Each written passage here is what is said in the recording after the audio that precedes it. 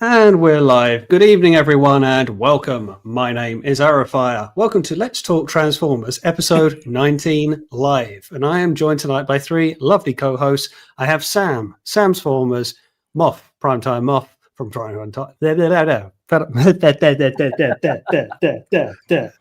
It's a good start. Got far too many P's and T's in the names. Moff from PrimeTime Toys.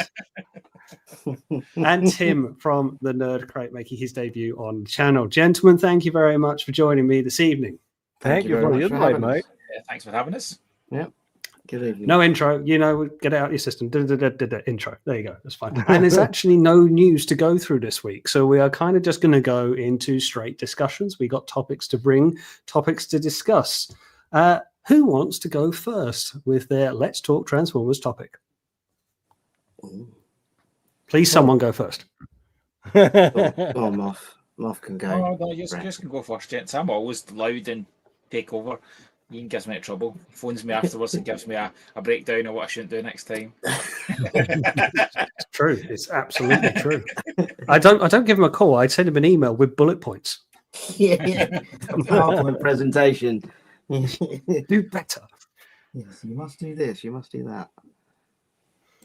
God, nobody's going to go. I will go. I can go. I can start. Go, Sam. Go. Easy one to start with, I think. Okay, there you go.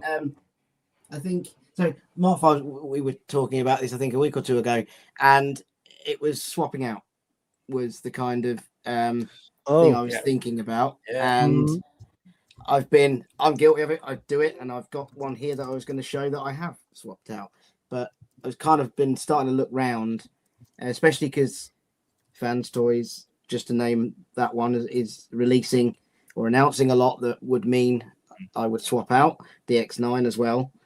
I'm kind of looking at it and going, I don't know if I want to anymore. And it's not that do I care enough? It's not that, but I don't know. At what point do you just go for the money, for the $150 to £200 each figure it is?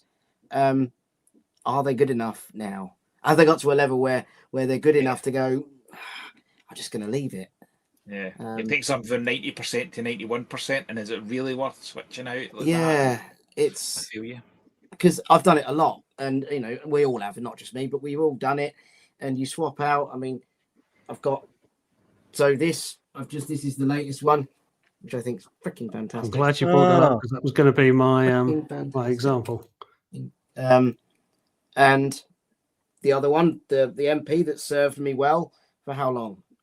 10 years, maybe? Is that the Takara one, you mean? Yeah, sorry. But it's a good 10 years. Yeah. Yeah. This is Lightspeed ahead of it. It's fantastic. But I've got the side swipe. So one reason I'm saying that they're on the floor now in a little pile of things that I want to move on. And I don't know. I'll get the Ratchet, I think, because it will pair up nicely. But I look at I was going to probably get the DX9 Prowl. I don't know what his name is. But then now, Fans Toys are releasing them. You're going to go, if I was going to get one, I might get that one. But I then looked and went, I don't know if I'm going to get any of them. No. I picked up MP Prowl 2 weeks ago for the show. We were doing favourite Constructicon, and I said, well, Prowl's part of Devastator. But that MP Prowl's such a nice smoke still. Like, it's, I know. But like, I genuinely picked up and I went, actually, I still like this. Like, yeah. You mean the old Takara carbon? Yeah, I mean, I'll quickly go on to, because Moff's made a very good point there. It's like you're upgrading from, say, like a 90% to a 91%. Is it really worth it? So I did that. And apologies if you can hear fireworks going off in the background there. But so Blitzwing was a good example. I still have got, albeit up for sale, KFC Dicta, an older Masterpiece one that could never stand up. It's fine enough. I actually quite like the tank mode, but older figure, don't know what year, been around a few years. It's had its day. Yeah. I didn't go in for Star Toys. No real reason. I just didn't go in for it. So I kind of have my older Blitzwing. But it was by the time Fans Toys finally got round to releasing Berserk, it was light years ahead to the point it was worth an upgrade. But a lot of people who had Star Toys were like, it's good, but then Star Toys is still good. Is it worth the jump? I've not switched because I got Star Toys, so I didn't have anything. I didn't really do Masterpiece until I got involved with PrimeTime. And when that came out, I thought, I'm having it. But I know people who were upgrading the Star Toys to the version 2 with a slightly changed deco. And I'm like, oh, no, really? It's people who I knew that would end up buying Berserk. Some people actually, they switched up just due to color, like pretty much. I mean, I believe the Fans Toys isn't like the whole engineering. I don't think it's that much overly better than the Star Toys, and the Star Toys is still a very good figure. It came out in the current Masterpiece age that had very streamlined engineering and went pretty well. But when we talk the Datsun Bros, I mean that Prowl MP mode is super dated. It needs an update desperately so. And I want to add one more. Very, very, very, very, very unpopular opinion, probably. I still think the MP Ironhide is better than Warhorse. No, I will actually piggyback on that as well because you're so wrong, sir. Especially if you got the Shadow Fisher on. That's what I want. Yeah. Okay. So here, this is why I didn't go in for it, because I got the original Takara ones. I think they're KOs because they cost me £30, and that's fine. That would do. Yeah. The upgrade kit apparently is hard to find, and it really bumps up the price, but it's clean enough. I felt they did a good enough job, and they still do. When X-Transbots came out, apart from the slightly darker face, I didn't think it was huge and worth an upgrade. And when Fans Toys came out, it looked better, but again, it's a bit like, and do I care enough about Ironhide that the Takara version, he is very rectangular and red, and that's kind of him. Yeah. So it's like Fans Toys have made him rectangular and red and maybe a little bit shinier. And that's it. We're back to Moff's analogy of 90 to 91. And that's the thing. And to me, it's somewhat even backwards, because the problem I have with Fans Toys Ironhide is specifically the chest, because it's so front and center, and it's just panelly. You have these different panels coming up with the actual chest. And I know people don't like the Ironhide, the MP, due to the very bulbous chest, so to speak. But it's it's a full chest that Sammy just holds up. It's a full chest. There's no panel. But the thing of Warhorse is just very TV-like and put together from panels. It messes with my head. I'm super OCD, and I want to have the full chest, no panels, just one complete frame. Like I think the head, like you can instantly tell the blue eyes, the head sculpt looks better. Fans Toys do a very good head sculpt, but the square chest, is very square. Put it that way. But at least with Takara one, stating the obvious with ArrowFyre. I'm nothing if not bleeding obvious. But at least the Takara one looks like he's wearing car parts, I guess, which he always was. They always were. But it's I don't know. But then coming on to Prowl, I have pre-ordered the DX9 version, even though Fans Toys have come out with a very well timed release of what's going to come up under Fantastic Model. But I do think that 2 years before that comes. That's not coming. That's you got what I wanted to say. That's a good point. Just sneaky move. Those are super early prototypes, like very early prototypes. It's 2 years at least before it comes out. And anyone can do a CAD drawing. Yeah. There's a design flaw on it by the looks of it. If you look at those, the arms can't go forward. If you look, you get the pictures up, and you look at where the arms are behind the front of what would be the bonnet, if you know what I mean. It is set behind, and I don't think you wouldn't be able to do that movement out. That exactly. Unless the arm pulls out on a joint or whatever you want to call it. It looks, and maybe it's because it's early, but if you I didn't see it. Someone else pointed it out to and when you see it, you're like, oh yeah. I'd love to know how their design process for that side works. So I'm good friends with Sam Welton, who does the stuff for MMC, and he continually shares stuff with me that is absolutely do not show this out to anyone, or where's that, and he shows me the kind of steps he's he's working through the transformation kind of first and then builds out from it. And it's dead clever. Like, it's like, that's so ingenious how you're doing it. Whereas I look at some of these and it's like, I don't know if I feel the same way with the way, having seen how he designs a figure compared to these. I'm not convinced these do have that.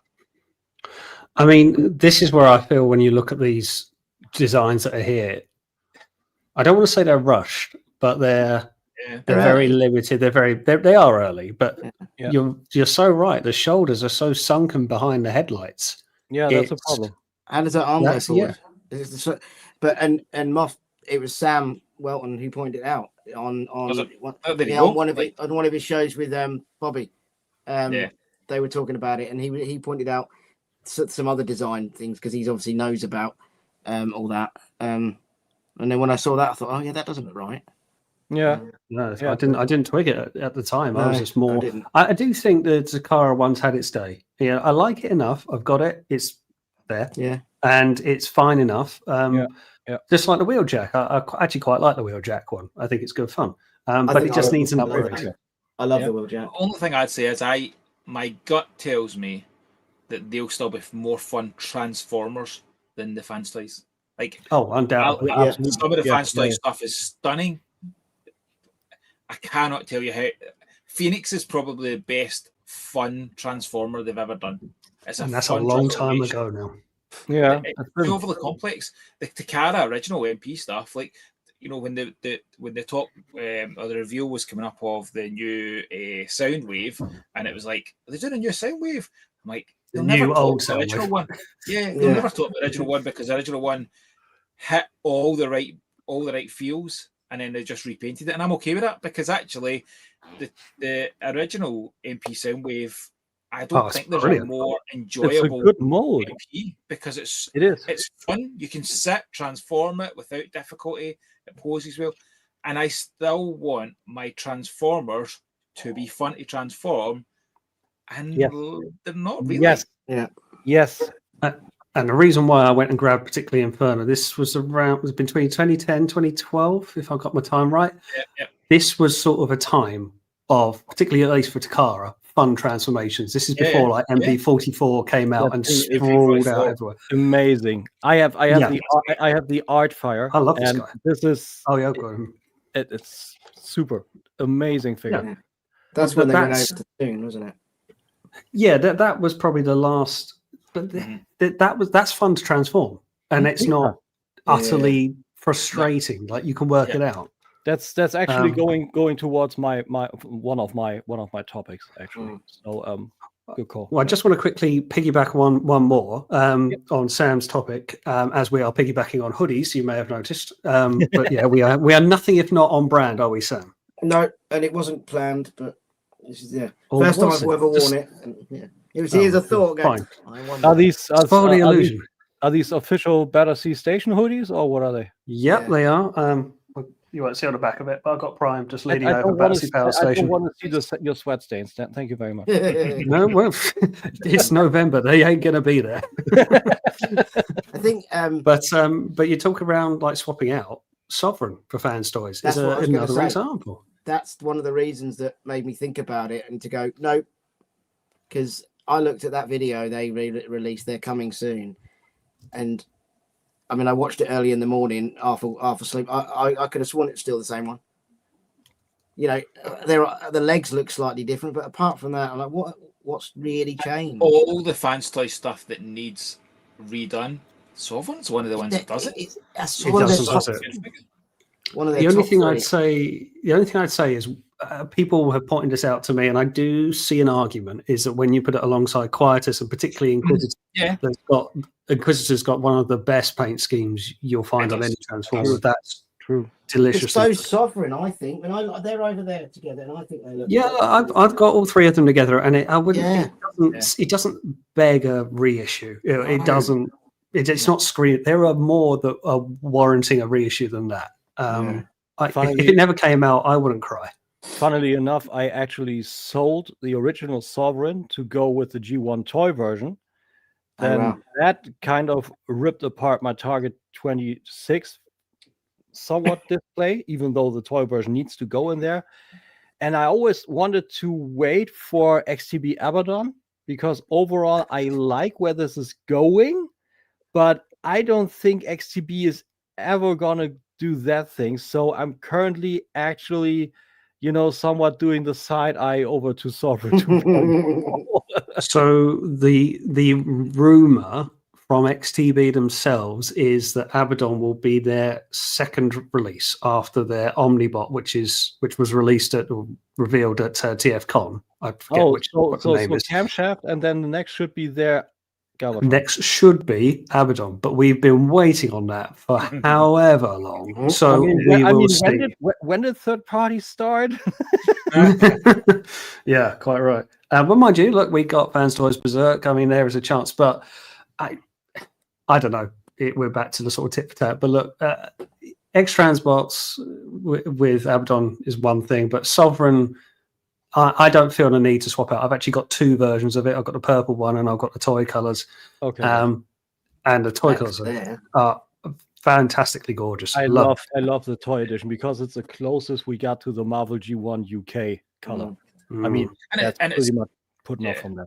And it's not just third party. Hasbro done it as well. Like, look at the starting bright the new Seekers again.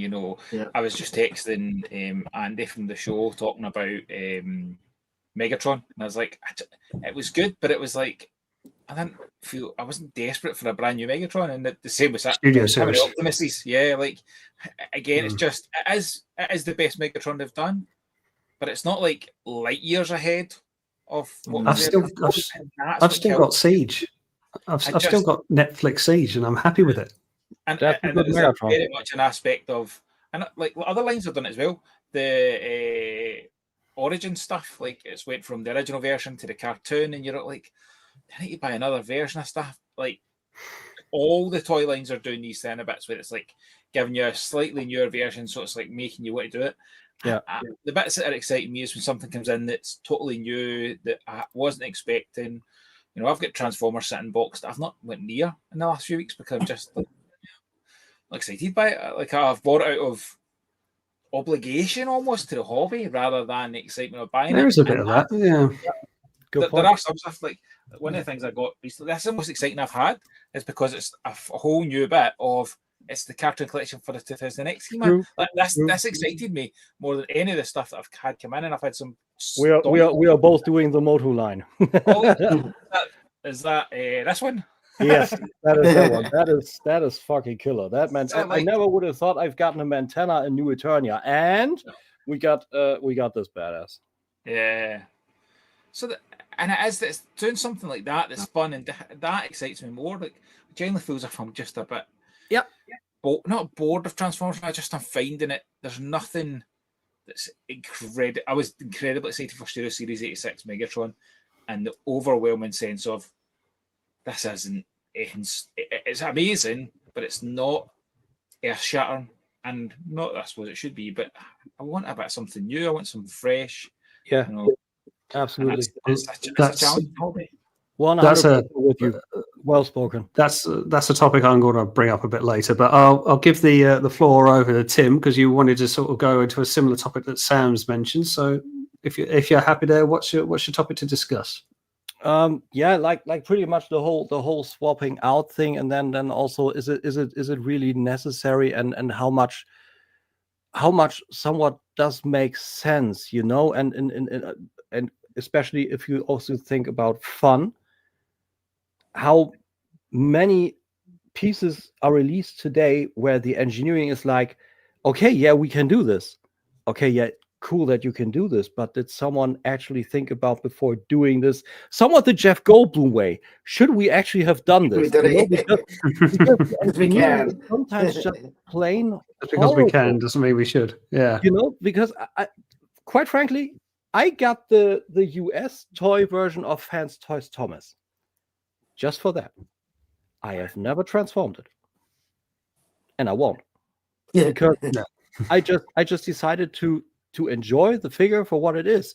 And nowadays it's super cool. Like when we really compare stuff from back in the day, what the engineering was, where it was somewhat, let's not call it plain, but easy. I mean, I could still remember how to transform smokescreen. That is my Datsun Pro representation from MP. That is easy to do. That is really, really easy to do. And it's fun. And it's got a great car mode. And it's from the times where the Transformers look like the characters and the cars look realistic and not to a fault, too cartoonish. Nowadays, you can do that too. And there's a lot of stuff you can do. It's amazing what complicated figures are out there where the engineering is so over the top just to put, I don't know, a 1 or 2 click app crunch in there. What are we talking about? Where's the sense in that? Is that really necessary to put stuff in there, but just for the sake of throwing the fun out the window, so to speak? I'm somewhat of the guy that asks questions that not always everybody asks, and I feel like exactly over-engineered. Like, is that really necessary? And I don't know, do people actually enjoy that? Because, that's a little bit of a deep dive into my private life. I somewhat actually unlearned to transform figures because my nerve ends are shot due to private stuff. And I've gotten frustrated to the point where I've just thrown stuff in the bin and sometimes even broken it just to feel better. I'm not kidding. And that is just that cannot be the way. It just can't. It needs to be fun again, and for the sake of being a fun and enjoyable figure, and not let's throw all the joints in there. Which ones? All the joints. Why? Make it fun again. I think so go on, Sam. I'm sorry. I'm not one for transforming, so I don't do it that much. But if you go back, Inferno as a good example, and it was the I remember when they got the ladder to go into the back, and I can remember when we found out about that, and it was like, oh my god, that's and Masterpiece used to be, there'd always be something. I remember the Bumblebee. I think it was the first one. The 21. It was something how the back slid in a slot beneath the chest, or so. There was some really clever bit, and they always used to manage to do something that you went, oh, well, that's what you meant. Sorry, so what you meant was the rear fenders. They folded in on each other and closed pretty much the whole chest.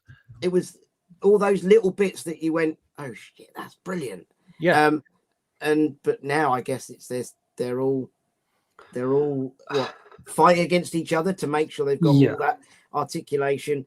And trying to be as complex as so you look at some of them, and I look at some on going, I'm not even going to attempt to transform that. Absolutely. Exactly. Not a chance. Exactly. And there are bits and pieces that I can't recall from Inferno, but just the fact, the way they did the ladder, they folded in threes, and then it just, I don't know, it disappears into the chest, and it's seemingly done so. It's an amazing alternate mode, and the figure is fun. Yeah. There's a good balance of having all of your engineering but still being fun around it. Now, absolutely. I'm going to be picking on Fans Toys a little bit as I do. As I upset a lot of people in my comments. But Fans Toys Marg, their Magnus, it's got all the engineering in the world, and looks fantastic.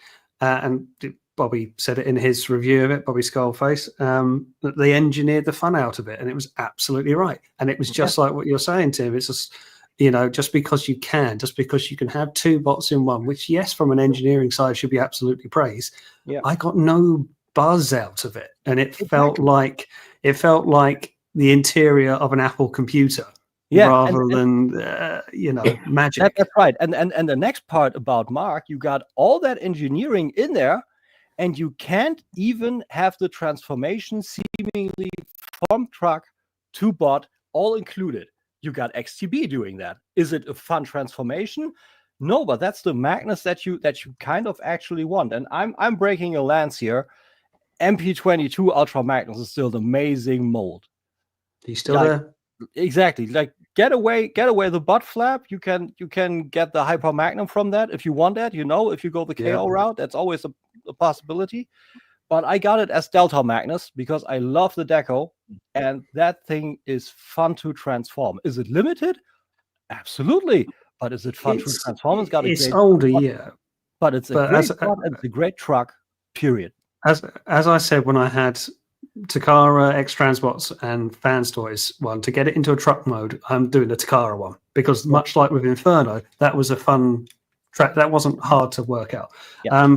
But yeah, I think there is a sense of companies trying to sort of outdo each other, and you look at someone. But saying that, like, what was the one you got recently, Sam? Tracks, Star Toys. Oh, Star Toys, yeah.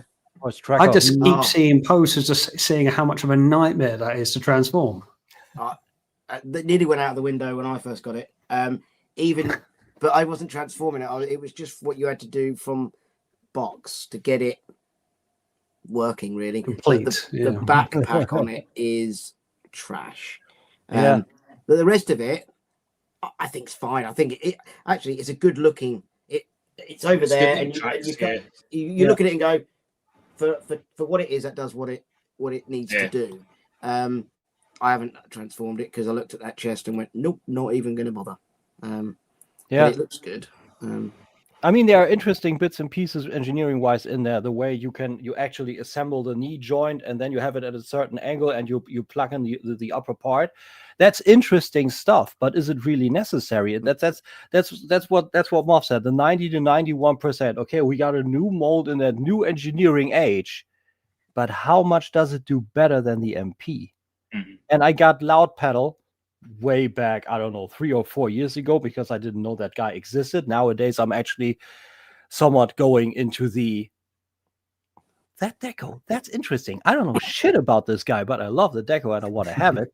That's why I went with Quick Stitch at Toy Fu, because I wanted to have something that is meaningful look-wise to me, and that's a fun guy.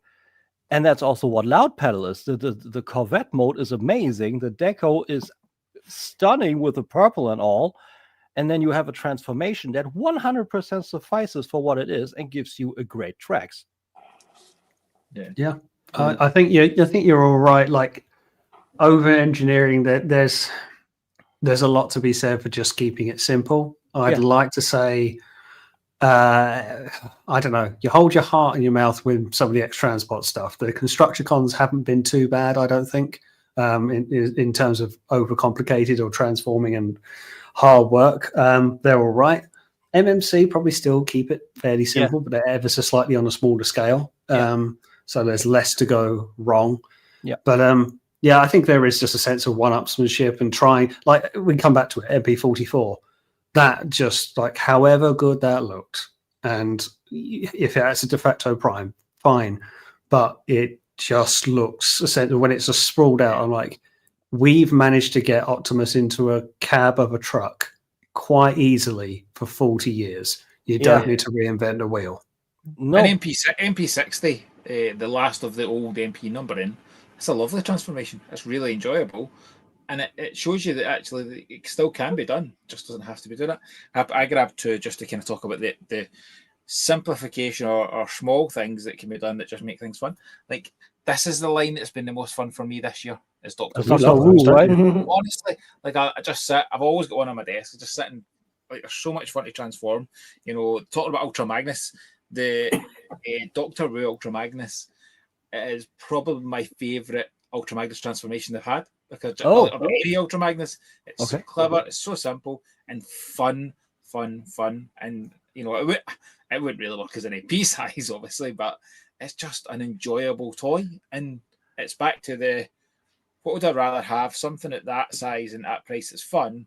Yeah. Something at the price of a MP bot that's just going to come out, be posed and put on a shelf. And I think that's where I've kind of not had that fun with it anymore. I'm picking up a lot more of the, you'll see it on the webpage, that you can quite often tell on the site what I'm enjoying, because I start to put, I start to get stock of it. That was Transat, like, due to you, Ian, like, your video of Rat Trap was like, oh, I need to get that. And then I just went all in on them. So the business started stocking them, because I'm like, these are great fun. They're fun toys, the fun upgrades of the stuff that we had. Yeah. Fans Hobby, I think is the most fun of the big MP stuff. It's the big chunky fun stuff. Yeah. What's the Armada Megatron called again, Ian? Meg Tyranno. That is one of the best toys I've ever seen. So good. Yeah. And it's just Ed actually has a good point, but I wanted to let you finish more first. yeah, I'll go for it. Cool. Okay. So Ed, hi, how's it going, man? Good to see you. He spoke about the Light of Peace. I think the original Masterpiece Prime, that was where the upper body pretty much was only MP10 and the lower part is what they did something else. That was also an amazing Magic Square Masterpiece. Optimus Prime always had good fun with that, and I think the new version is also amazing. But the coming down to scale, what Muff said is also what happened with me with Legends. I think the New Age Toys David is amazing. That's super cool transformation, a lot of fun. I mean, stiff tolerances, you really got to do everything on point. But once you got that down, you flip it around so easily. And I'm 100% with Ian here. I think Optimus Prime was done honestly to death. I think there's a thing called Optimus Prime fatigue now. When there's an new Optimus Prime, I'm always like, yay. Well, we've got the Takara one coming out that's like very pointy ears and I think that's somewhere between. It does look cool. I think it actually looks cooler. You mean the Style Gen one, right? Yeah, it is Style Gen 1, but it's like somewhere in between MP10 and MP44. It's very much what they're going for. But good. It looks good. It looked cooler as a grey prototype than it has done as coloured, I think. I don't know why. Maybe it's just. I think you're on a roll here. I think that could be something interesting because it's a bit like the first Iron Man armor from the Marvel films. I mean, you see him in like pure silver, and it's a bit like, ooh. That's what I think. What McFarlane did with the Warhammer armor for the what are those guys called? Terminators, I believe, right? Yeah. They did this in different decos and also as a gray. I believe what was it, artist choice or something like that. I don't know exactly, but those are interesting, and I think that could be cool for a company maybe doing specific prototype decos. I think that could be something because exactly like you say, I've seen figures and think like, man, that prototype looks cool as hell, but I don't want to hunt, I don't know, actual prototypes for thousands of bucks of eBay. Absolutely no, sir. That's not the thing is, we will get more primes, and eventually Fans Toys are going to release their prime that they've had in the background of shots. I was going to ask about that in a second. Well, not in a second, but at some point tonight. Sorry. I think what we've seen on the I believe on the Sideswipe I believe, right? Yeah, between Sideswipe and Red Alert. Yeah, and they also had a Mirage, what looked like a toy Mirage. It was a toy Mirage, Mirage. That was a sneaky reveal, wasn't it? There was just hiding behind. And I think the Prime in that picture, particularly the chest, looked horrible. I didn't like it at all. It looked like the Lego Prime. That's a great Prime. That is. Maybe that's like just me. I don't want to kick Fans Toys to the curb today. I mean, that seems like to be Ian's job, but don't worry. Yeah, they'll come for me even if you do. What I can't understand with that is they've shown. You can kind of understand it because they're scared, but they've shown that now as a sub character to what, 3 releases now. I think, of just popping up in random pictures, but we've got no official no name, have we? I don't think, or number. Well, it's going to be FM01 because Mark was FM02, and there's rumor it was going to be. I did all this in my TFCon video. Clearly, you didn't watch it, but fine. I'll let you off. I scanned it. I know you do. But he was going to be called Leader, and I forget if he was going to be called Leader and they corrected it to Hero, or he was going to be called Hero and they corrected it to Leader. An inspired name, good for Fans Toys. But it's clearly finished. Well, it's more finished than what they reveal other things for. Yeah, and it's, to me, I might be slightly biased, but to me, the ultimate Fans Toys figure is going to be Prime, and when they do their Prime, you'd have thought there'd been this huge release for it. And I know probably why they're scared of Takara and stuff, but I don't know. It just seems like it's a nah. No. I think they've put it in the back burner because of Takara. Like, why would you compete? Like, in the nicest way, why would you compete wait until the point where look at they did it with Acoustic Wave. Acoustic Wave was Very much so. rumored ready to be pretty much gone, and then they just put it right in the back burner because Soundwave came out. But they keep why showing would you? it. Weird. Why would you show off? Why would you release an Optimus at the same time as the Carado? It makes no business sense, and they've got enough stuff to. There is enough stuff for them that is in theory ready for them to see all of next year through the Constructicons, through Fortress Maximus, through your Sideswipe. There's enough for it to go through next year, so that you're into 2027 before we're seeing Optimus Prime. So actually, just wait until the Optimus comes in and goes out. Yeah. Because I guess there is that MP60 or whatever that MP, whatever the new Prime. I forgot about that. The power, the Jimrai one. Or the power, But I feel like I feel like sometimes they just blast out releases just because, and sometimes actually to make business for other companies worse, because we have the Prime. If they actually do that now, that would actually be somewhat of a hole, of a gap in the market to currently do that, because let's be fair, there hasn't been a Prime for quite some while. So if they would have to do something special blingy now that actually shines, it would be good. But we had 01 Studio Broadside. What does Fans Toys do? Their own Broadside. we had the Datsun, we had the new Datsun mold by what was the DX9? DX9, and Star Toys 2, right? Wasn't there Star sorry, Star Toys is doing is it Star Toys? No, it's DX9. I'm trying to think now. Maybe I'm mistaken, but anyway, I've got a pre-order in. There's a smaller company. No, it's DX9. It's follow up to their Red Storm. Oh, so correct. It's correct. So it's gone up to their Sideswipe. But nevertheless, they're putting that out, and what does Fans Toys do now? Their own set of Datsun Bros. It's always like something. Okay. Hey, we got something here. We can do that too.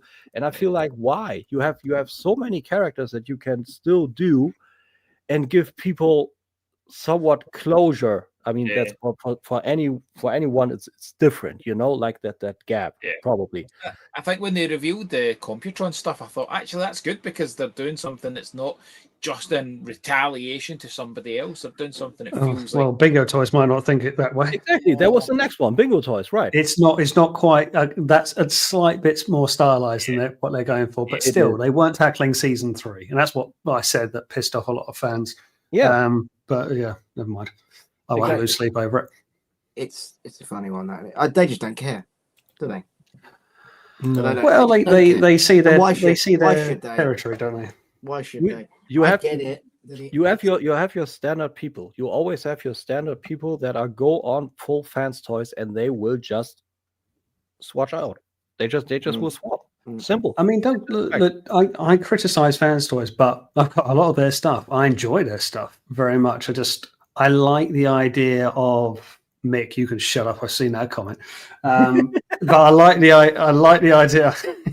I like the idea that I can choose, though, like Devastator. Oh yeah, like with the leg that's behind Sam there. I can go in for both. I can say I'm this. It's a great leg. It's a great lampshade, isn't it? And a good arm. That's all they're good for. But it's like, but I've got a choice, and I don't want to see companies run out of business. Choices are always good. That's also why I went with the Craftsman Toys Computron, because I love New Age. I love what New Age is doing. I love all the decos. I love being able to actually have these guys at G1 toy decos, and they look amazing. I love my toy deco Dinobots.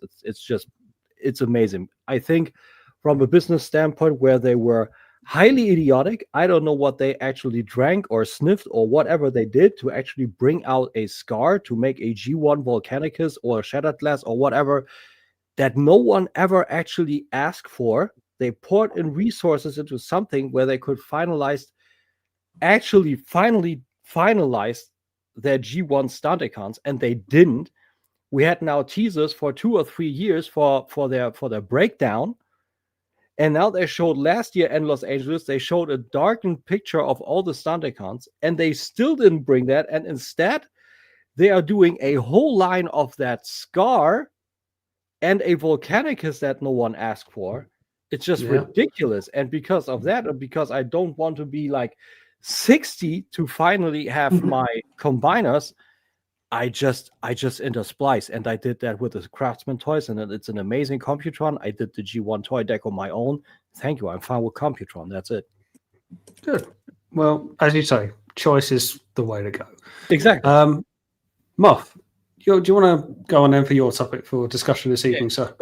So the first one I'll go on is the kind of into the aspect of fun aspects of toys, right? So Ian asked me the question about topics on the same evening that I was packing up parcels in here. I was sitting doing my labels, and my eldest came in, and we were just chatting around, and he was like, he looked something and went, "Is that glow in the dark?" I was like, "Yes."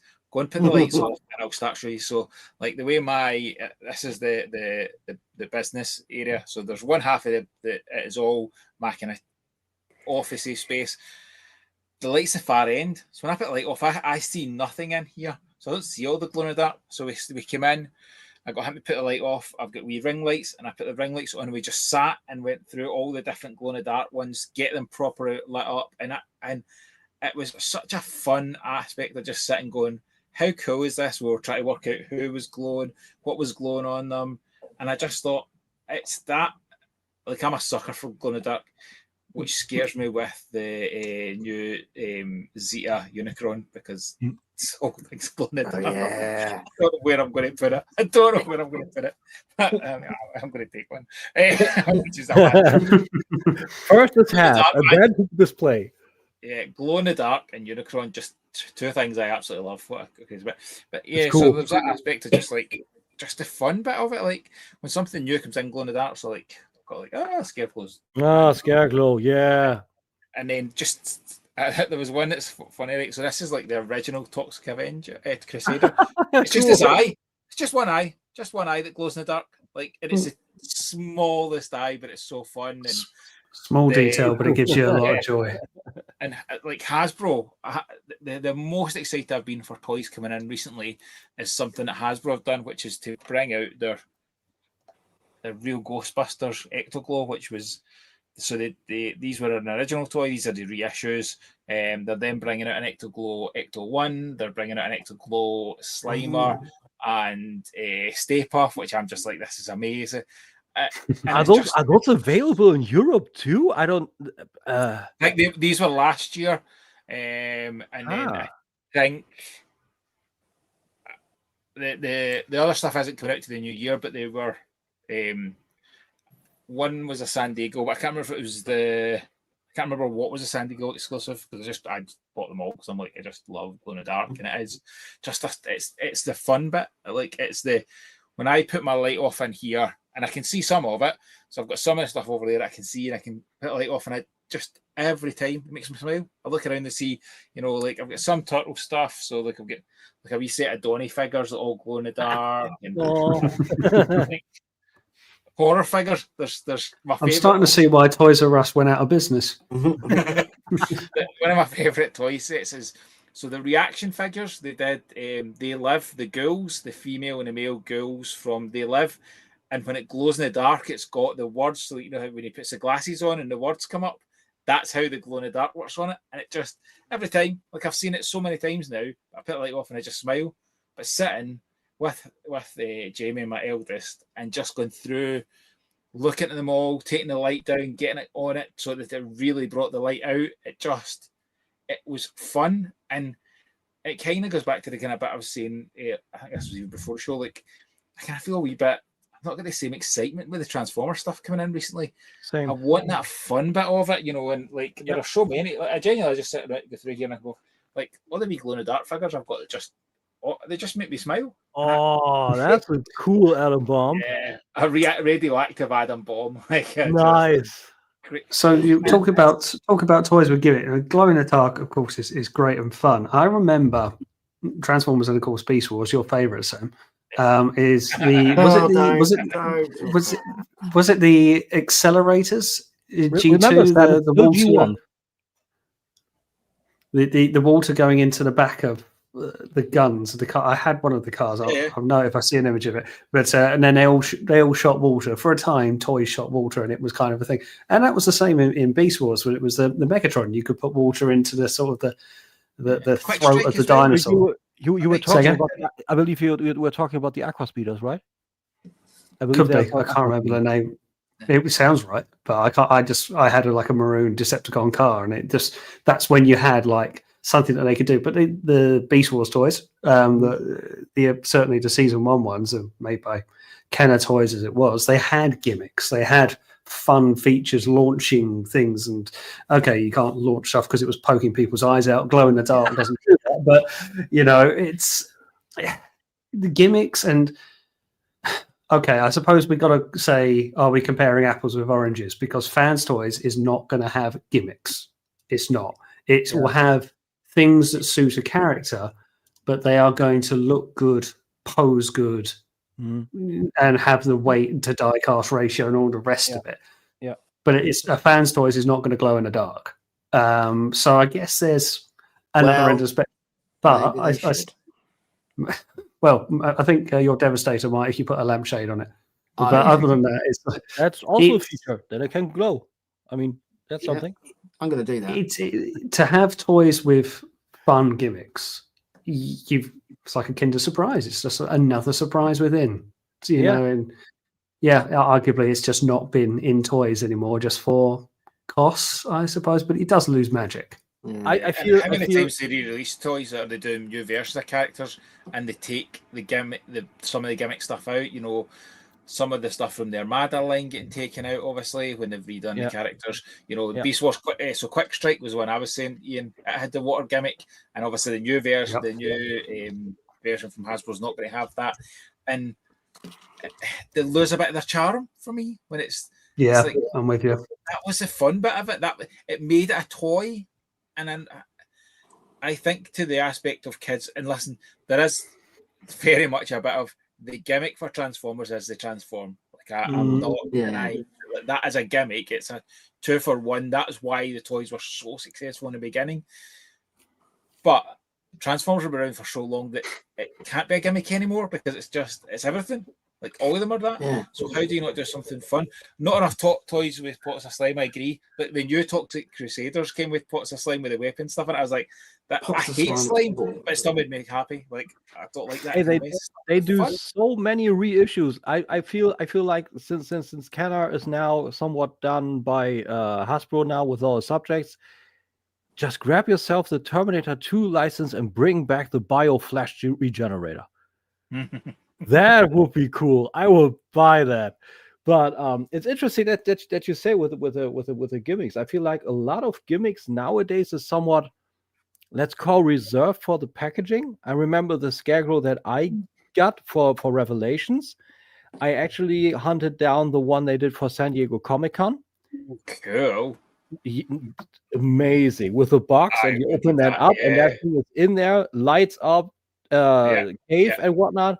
Beautiful. I have that actually put in my display, and with a somewhat of a showdown with the Revelation Orc, and that is beautiful. That is an amazing gimmick, and I didn't know that actually happened. I opened that up and was like, wow, that's probably the coolest like packaging / gimmick I've ever seen, and I'm good with that. Otherwise, it's a little bit slower on the gimmicks, like they did with the new Eternia Roboto, where he doesn't have an action feature.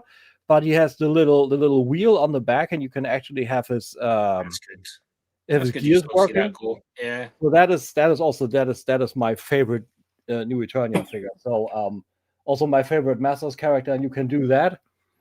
But yeah, it's mostly like just like Gone. I got the new retro pack, and they actually put in the old spring. I remember that. That's cool. And you can put up the box, and you have a great display.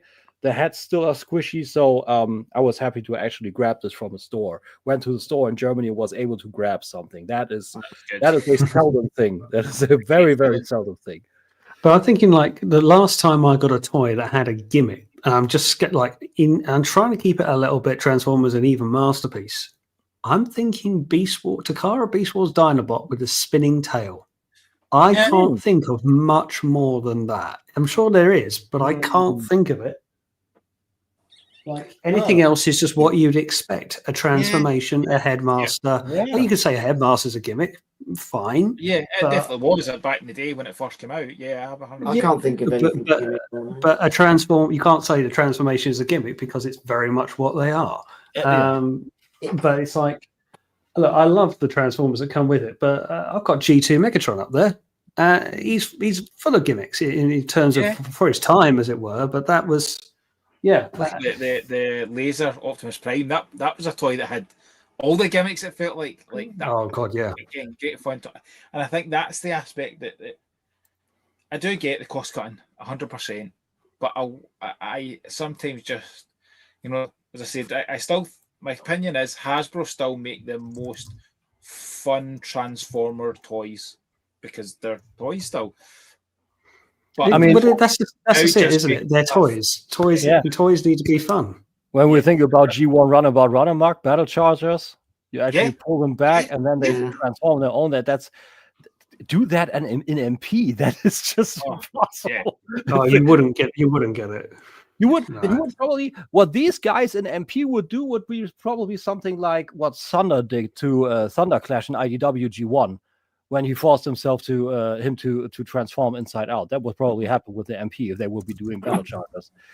But I mean, true feature wise, can it be whatsoever? How so small? What I liked on the 01 Studio Cell, there was a little nice feature when you transformed and you were in the chest. You had his little brain center on the inside molded in there. That was nice. That was not a big feature.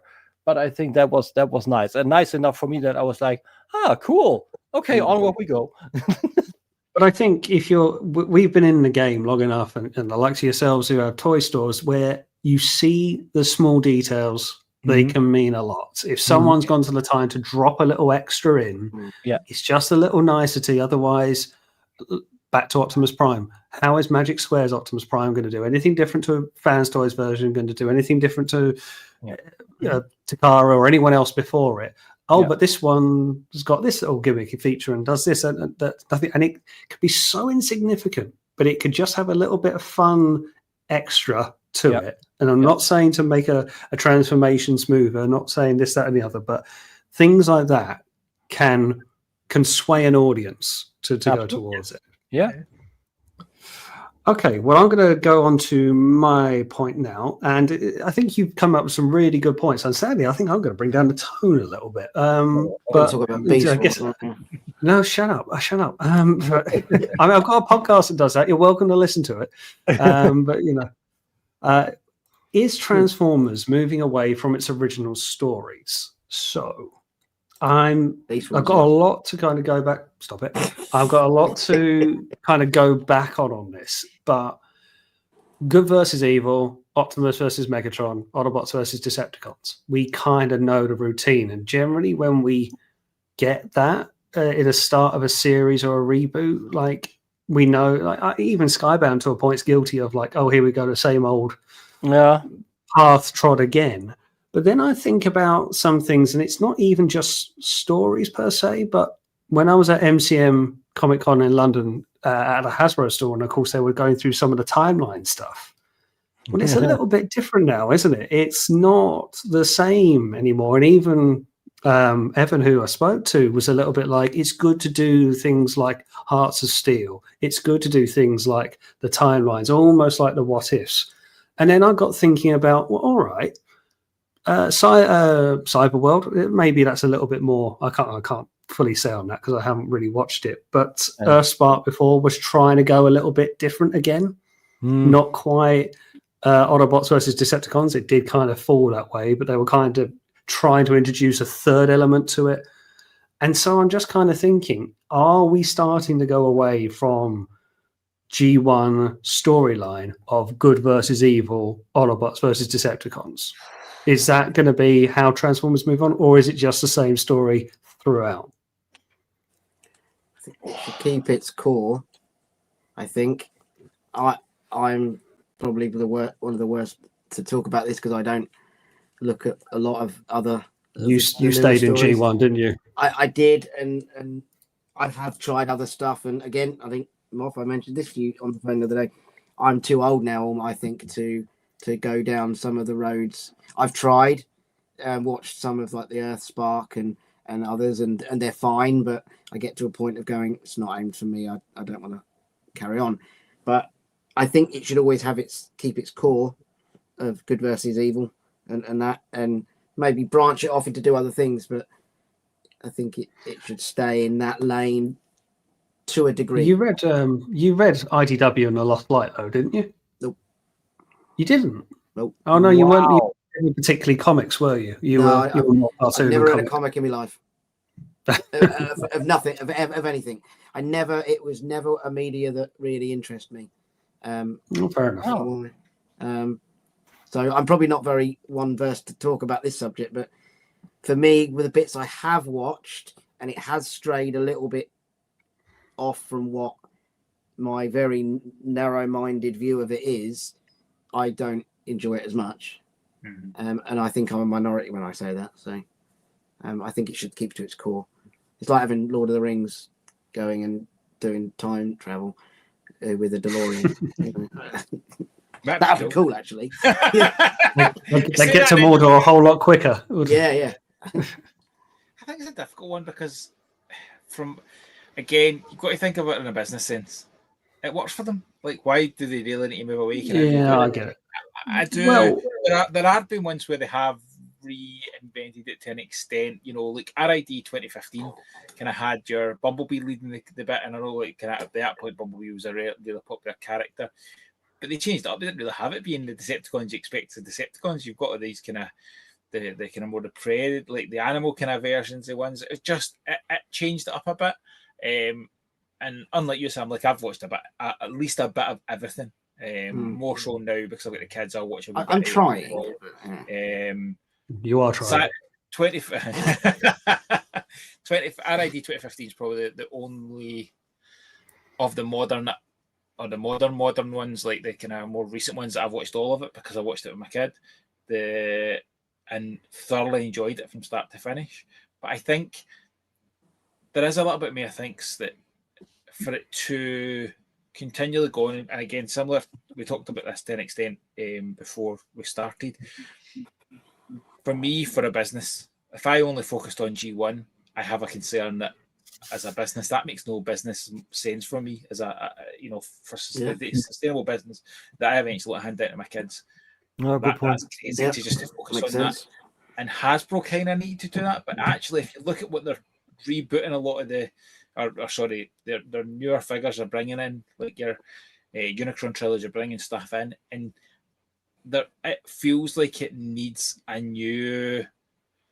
something new and different to really invigorate the youth, because I don't see kids having the same excitement, like young kids having the same excitement as they did. Like my Jamie, like, don't be wrong, I forced him to watch Transformers and bullied him.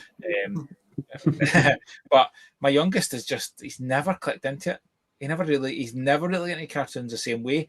And from a chat to all the parents at the school, so he's in primary 2, all the parents say the same. None of the kids are really into a cartoon like what kids were just 5 years, like 5 years of difference. My eldest, when he was in primary 2, there was always a cartoon that they were all into. And just within 5 years, that's changing because the way we consume content is changing. I do think Hasbro are trying to evolve, because if you look at the newest thing, it is more set up like the new, but it's not landed. But no. I applaud them for trying to get there. They're not going to land it first time. I would be shocked if they did. But hopefully they'll find a way to engage with that younger bit to go, how do we make sure there is a future generation for this brand?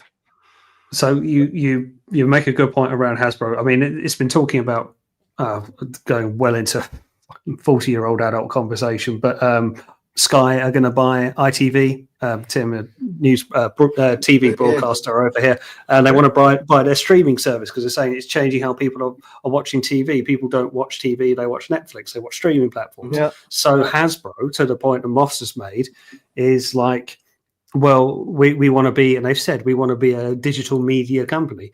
in this day and age. You must be, really, because the days of Saturday morning cartoons with an accompanying toy line, we know that. We love that. We can see a success model to that because it's worked for so many bloody years.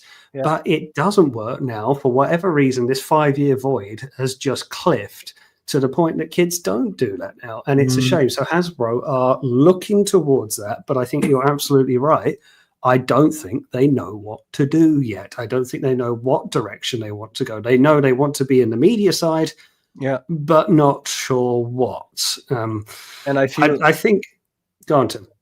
Sorry, I feel the biggest, let's call it the biggest point of view into that direction is actually Transformers 1. I think Transformers 1 is the biggest.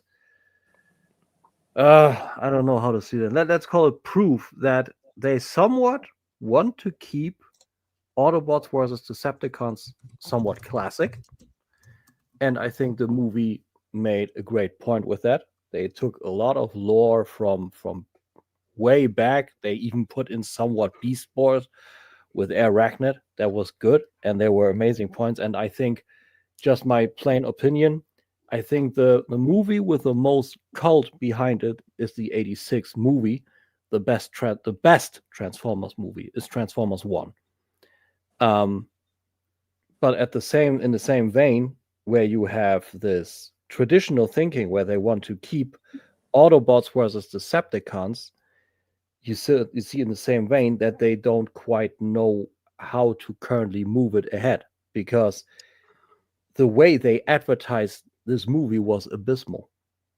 They didn't advertise it as the same movie. The first thing they saw had me like, oh God, I am not watching that, because all I saw was this Pixar stumble over my own feet type of humor. And I wouldn't have watched that. And the second trailer, that was a full-on 180-degree different movie with way more serious undertones. And there was still that humor in there that they tried to reference, but it was still a way differently advertised movie, if you ask me. And I think that is a big part of the problem why this movie flopped so bad, because people didn't, A, know what to think of the movie, and B, it was what you said, Ian, way too close what was it back then. Now not this overly now digital time age stuff that they want to roll out, but they went with the very classic route. And that seemingly didn't quite work. I think with such a multi-billion-dollar company, I think they should have stayed the course and put a more faith into a sequel and just really push for that and bring that right out, deepen that new Transformers 1 universe / cosmos. But they didn't. And now I don't see Hasbro actually evolving. I think figure-wise, I think we are in a extremely bad age of official Transformers toys. Like I've always seen on the review platform of my buddy Dennis, Sentinel Bay Reviews, he had the Constructicons in there, and the deluxe figures of that set were extremely bad. We are talking Starscream Syndrome. We are talking barely any rockers. Hands molded into the lower arms, no rotation, ball joints, like the most basic stuff you can think about.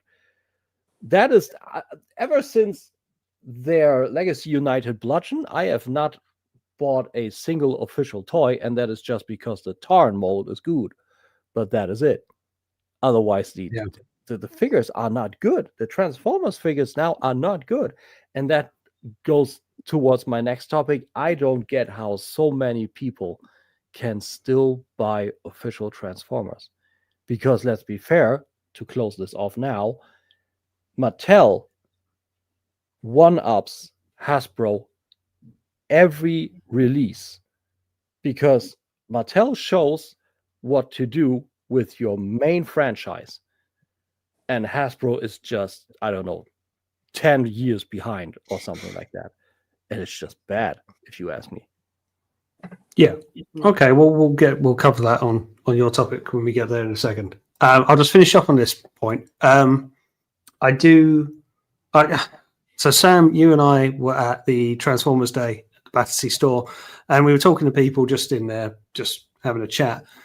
I think I felt. I was. Sorry, you weren't there, weren't you? You were meant to be left. there. You were meant to be there, though, weren't you? You were meant to be there. Spirit. See, I wasn't there, and You he were. still thought I was. He Exactly. sees me wherever he goes. I know, yeah. It's just like a nightmare. Anyway, but you should have been there. But I was talking to people there, and Moff somewhat joked about it before we went live. Is the fact that us G1 folk, we're all dead soon. But it was a bit like there was quite a young contingent there, which is fine, perfectly fine. And people who have got into the franchise at a later point, perfectly fine. I think that's brilliant. But I was talking to a young girl, young lady. God, I sound so old. And she got in at it wasn't the Armada trilogy, Unicron trilogy. It could have been RID or something like that, around that kind of point. Transformers Prime, I think she said. And I just kind of think, like, is Transformers moving away from its original stories? Depends who it's aiming at, because if it keeps to the good versus evil, Autobots versus Decepticons, well, it's purely going to be aimed at us, and we're not going to be around forever. And if you want to have something that you can pass on to your kids, like you say, Moff, you've got to kind of refresh that every so often, which I don't think necessarily Hasbro are doing. I think they are looking. I do think things like under the chug line that was showed at MCM with timelines and Hearts of Steel going into, now, yes, you could say they're just going into their other licenses that they've got to print money. There may be that dystopian look to it, but I do think there's a case of just trying something a little bit different, because how many times can you release 86 Megatron, 86 Soundwave, 86 Prime? Yeah, because your G1 fan base will either already have them or won't be your target audience anymore. You'll have to move on. Exactly, and that actually goes back to the fans toys topic. Like when Optimus Prime is coming out, pretty much everybody will be set up with Optimus Prime. Same with that. How many times can you do these, even in official? It's just the way, And I think the biggest overhaul and the biggest, let's call it, change it up factor for the whole franchise that Hasbro did was way back with Beast Wars. Yep. That was the freshest and probably still is. Everything else was just, Prime's antenna are now 10 degrees apart instead of 15. And that pretty much we said this before, like Beast Wars at a time, Transformers was in trouble. Hasbro was in trouble. So they had to roll the dice. They got a bit lucky with it, but it was sink or swim at that time. Roll the dice. But you're right. Like, it was something fresh and quite fresh at the time. So I love that. I'm all for that. This is why I was quite happy to entertain Earthspark, because it felt a bit Beast Wars like, in as much as it wasn't the same again. And I was just, I won't hate whatever new comes out if it's a bit familiar, but it's just nice to go, I wasn't expecting that. There is a smart business aspect to actually not massively evolving it. If you really look at a bigger picture, is the aspect that if you get into Cyberverse and you start to see these characters, you have got familiarity to go back to older stuff. If you did all brand new stuff and it doesn't then click into previous ones, you're then becoming, I'm only this or I'm only that. Doing something that's clever, that goes, actually, here's your characters, but a new way, like, that's probably the best way to honor the original stuff. But going forward, Beast Wars Beast Wars was the most dramatic shift. Like, it was something totally. You had Generation 1, it ended. Then you have Generation 2, which it was just a slight evolution. It was far more gimmicks. Like, we talked about that, Echo Speeder. So many. It was like, let's throw every gimmick at the stuff with G2. Very short-lived. And then with Beast Wars, they start afresh with something new that's totally different, and it hit well. Like, if it wasn't for Beast Wars doing well, the franchise would have come back at some point, I think, but it would not have continued on the way it did. Every other bit has had a very similar aspect to it, because in another way, I was able to sit and watch RID 2015 and enjoy it, because there was characters there, and I knew it. And when they brought a character in that I knew, I was excited to go, actually, I'm looking forward to seeing how they do this character or that character. So there is a bit, it's clever to do a link to your past. Don't spur your past. Yeah. But finding a new way to market it to get it out to them, because the Transformers 1 movie was fantastic, but just didn't hit the right bit. And it's not as if animated films can't do well. You look at the Super Mario Bros. Movie, it did gangbusters business. So that it is possible to do it. I don't know why it didn't do so well, because people took their kids to see Super Mario Bros. Because they were like, oh, I see Mario. You know what? I grew up with Mario. People did that with the original Transformers 2007 film. Like, there was people went to see it because they were like, oh, I grew up with that. So in theory, Transformers 1 could have had that bit of it, at least at the right time for the UK, at least around the holidays. So kids were off. You know, we had our October week, obviously last month, and we took our kids to the cinema during that. Like, that is a traditional thing now for kids to go to a cinema during that school holiday. That was what it did with Transformers 1, released at that time, and it still didn't do. You know, and you go and look.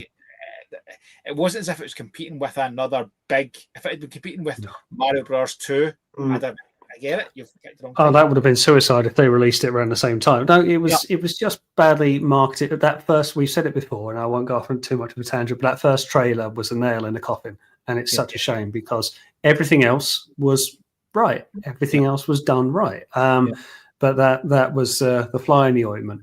But okay, that's my topic, Doug. Sam, I think we better move on to your second topic if you've got one ready to go.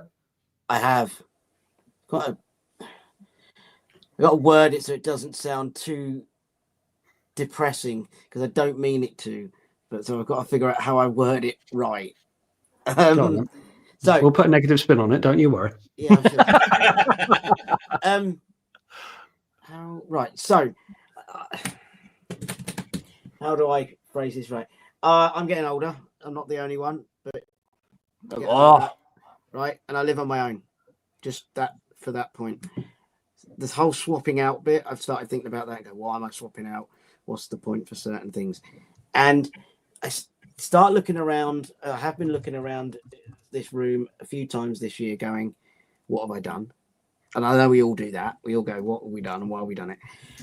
But I then look at it and go, at what point do I get rid of it? Yeah. And the reason I say that is because I have a godson, he's 10. He thinks it's cool now. He likes Star Wars more than Transformers. He likes it, but he may he may want it at some point in the future. He might not. And I look at it and go, I was just looking around going, at some point, and again, this is the bit that I don't mean to be depressing because it's not. Yeah. At some point, this becomes someone else's problem, right? Yeah, exactly. So, somebody else's problem. Who cares? yeah. But because of that, you look at it and go, "But why? So why am I still doing it?" And I know why, because I'll come back to why I'm still doing it and put the positive. You've got to pay my mortgage, Sam. That's what it is. Yeah. We're all paying your bloody mortgage. Yeah. But I also think other things, right? Say boxes or figures that I'm thinking, I don't really like that figure, but do I want to get rid of it? Or boxes, if I get rid of that, it's not worth as much, and all that kind of stuff. And then you go, but who gives a fuck about it at the end of the day? Like that, boxes, just get rid of it. Figures, just sell it. Doesn't matter anymore. It's all plastic and metal at the end of the day. With the boxes. I was up the loft today, and I said that to the wife. I says, "See, at Christmas, I'm going to come up one of the days at Christmas. I'm going to strip them all down and just get rid of them all because honestly, like, what's the point keeping? I've got a loft of boxes. Yeah, you end up with all this stuff, and so that was. I just thought it would be interesting to get some other perspectives in it. I circle back to go. The reason I still do all this is I do love it. I freaking love it. It's brilliant. I got to spend money on something, and have some fun because you have to do that, don't you? You have to enjoy. Keeps you off the streets, doesn't it? It does. Yep. Yeah. But the other reason for it is things like this. These interactions, the conventions. I go back. Tim, we met in Chicago in 2018. At a convention. Never met you before. We ended up having breakfast every morning, and we've kept in touch ever since. Yeah. I've met you two gentlemen through all this. I've met a lot of other people through it, and that's why you still do it, because it's Yeah. great. 100%. But it was just that realization this year of going, what am I going to do with it, and what does it ultimately mean? Because if I do get rid of some of it, it doesn't matter. You know, if I sell it, so what? Or if I lose, it was just one of those. Yeah, it's so. I'm funny enough. Vaults of Icon, if he's still there, I phrased this question to him one time, and it's a bit like, and it became more of a macabre question than I meant it to, because it was a bit like, well, where does your collection go when you die, basically? And it's just like, I've already given clear instruction to my wife: you sell all this, and I will itemize some that will be worth more than others. Like, sell it and live like a queen. But it's like, unless it's like, you've got to remember, whilst it can seem overbearing and a lot and consuming to the point that you have to literally buy a house with a dedicated collecting room, it's still only plastic, and it's there to give you enjoyment, and it's displayed in a way to give you enjoyment. But it's, in that sense, it's no different than a TV, something else. It's parts, it's a component, it's shaped in the form of a robot, you know, but it's just another item in the household in that sense. Now, if you just go, I'm done, and I'm going to leave this here, I'm going to leave the country, and this is here, and someone from the council's got to come in and do it, they're going to look at this and go, what the bloody hell am I going to do with this? And it's like, who's going to want all my blockies? No one's going to want my blockies. They might want the hot rod I've got, because I've got a very good one. But it's like, but it's not for them, it's for me. And that's my place with it, in as much as no one's going to care about this collection other than me. Other than Moff, I won't let him in my house, but you know, other than that, it's fine. But as a person, like my wife asked me, she came in to see me one night and I was wanting a way in here, and she's like, oh my God, just forget how much you've got. And that, like you said about collection rooms, I've got 2 collection rooms. Like, I've really pushed the boat out, like really take the mick. I've got my Transformer room, and then I've got in here, which is all everything else. And at some points I get overwhelmed by it. Like, I genuinely sit and go, oh my God, there's just so much. The worst bit is, genuinely, there's so much I'd still love to have. I'd love to experience. I'll enjoy the bit. I've bought a lot more vintage stuff. You know, back and did a full, over the last 2 years, I've done a full mask vintage collection because I had so much fun with it. And I continually say, if I was to go, I hope I've got a good while left in me. If I was to go soon, I've got a toy business, like, or the family have a toy business that would actually, they'd have an avenue to get rid of it, so that I don't have the same worry. What's really depressing is my children have already told me what toys they want when I die, like what they want to keep, and I'm like, like my eldest has, for the last couple of years, has always said, "Can I have your Fort Max?" Because that is my pinnacle toy. It was my holy grail toy. The all the aspects of getting it, the wife let me tell me to order it, means that's the one toy that I would save in a fire. And he knows that. He's always said that I want that. I've got my name on that first. Sean's my youngest. He's not getting that. I want it. That's fine. And then the other, like, Sean will pick things and go, Can I get that? Can I get that? And I like that. And the two of them say they like the idea of having something in years to come when I'm gone that will remind them. I don't want it all. You're right. They don't want it all. Of course they don't, because it's mine. It's the things that I like. I love Donatello, so I've loads of Donatellos, but you know, my kids might like Raph and actually don't even like turtles. So it is that bit. And something that was Tim said earlier on about never smoked. I've never smoked really, like a couple when I was young. I never drank because I was into buying stuff. You know, when I first had money going to uni, I didn't want to go to the uni union to drink. I wanted to spend the money going buying Star Wars Power of Force figures. I get more joy out of buying toys and stuff than I've ever done out of anything else I've done. So, you know, like, I am very lucky to be well said, Dave. Clever man, clever man. Stick on your point. I think there is that aspect of, like, as long as it brings you fun, as long as it brings you enjoyment, There are points where I say I have the days where I go, just too much. Am I just buying for buying's sake? And then something will come in, and I'm like, this is awesome. The Lego Game Boy, like building that was we saw that. That's pretty cool. Honestly, this is great, and I fell in love with Lego again because of it. Because I've then bought. That is very cool. My next one to build Lego. I can't wait for this. That's going to be great fun for Christmas. Is that made of like gingerbread? Yeah. There's a gingerbread Darth Vader, isn't there? I'm hoping the wife isn't listening, but I've got 2 of them because when I ordered it online, you want to give one to me? No, I'll explain it. What we'll do in a second. No, Back order, and I wasn't sure I was going to get it, so I went to the store and bought one. But there's alternate instructions to make it a snow speeder. It's a snow speeder. No, really?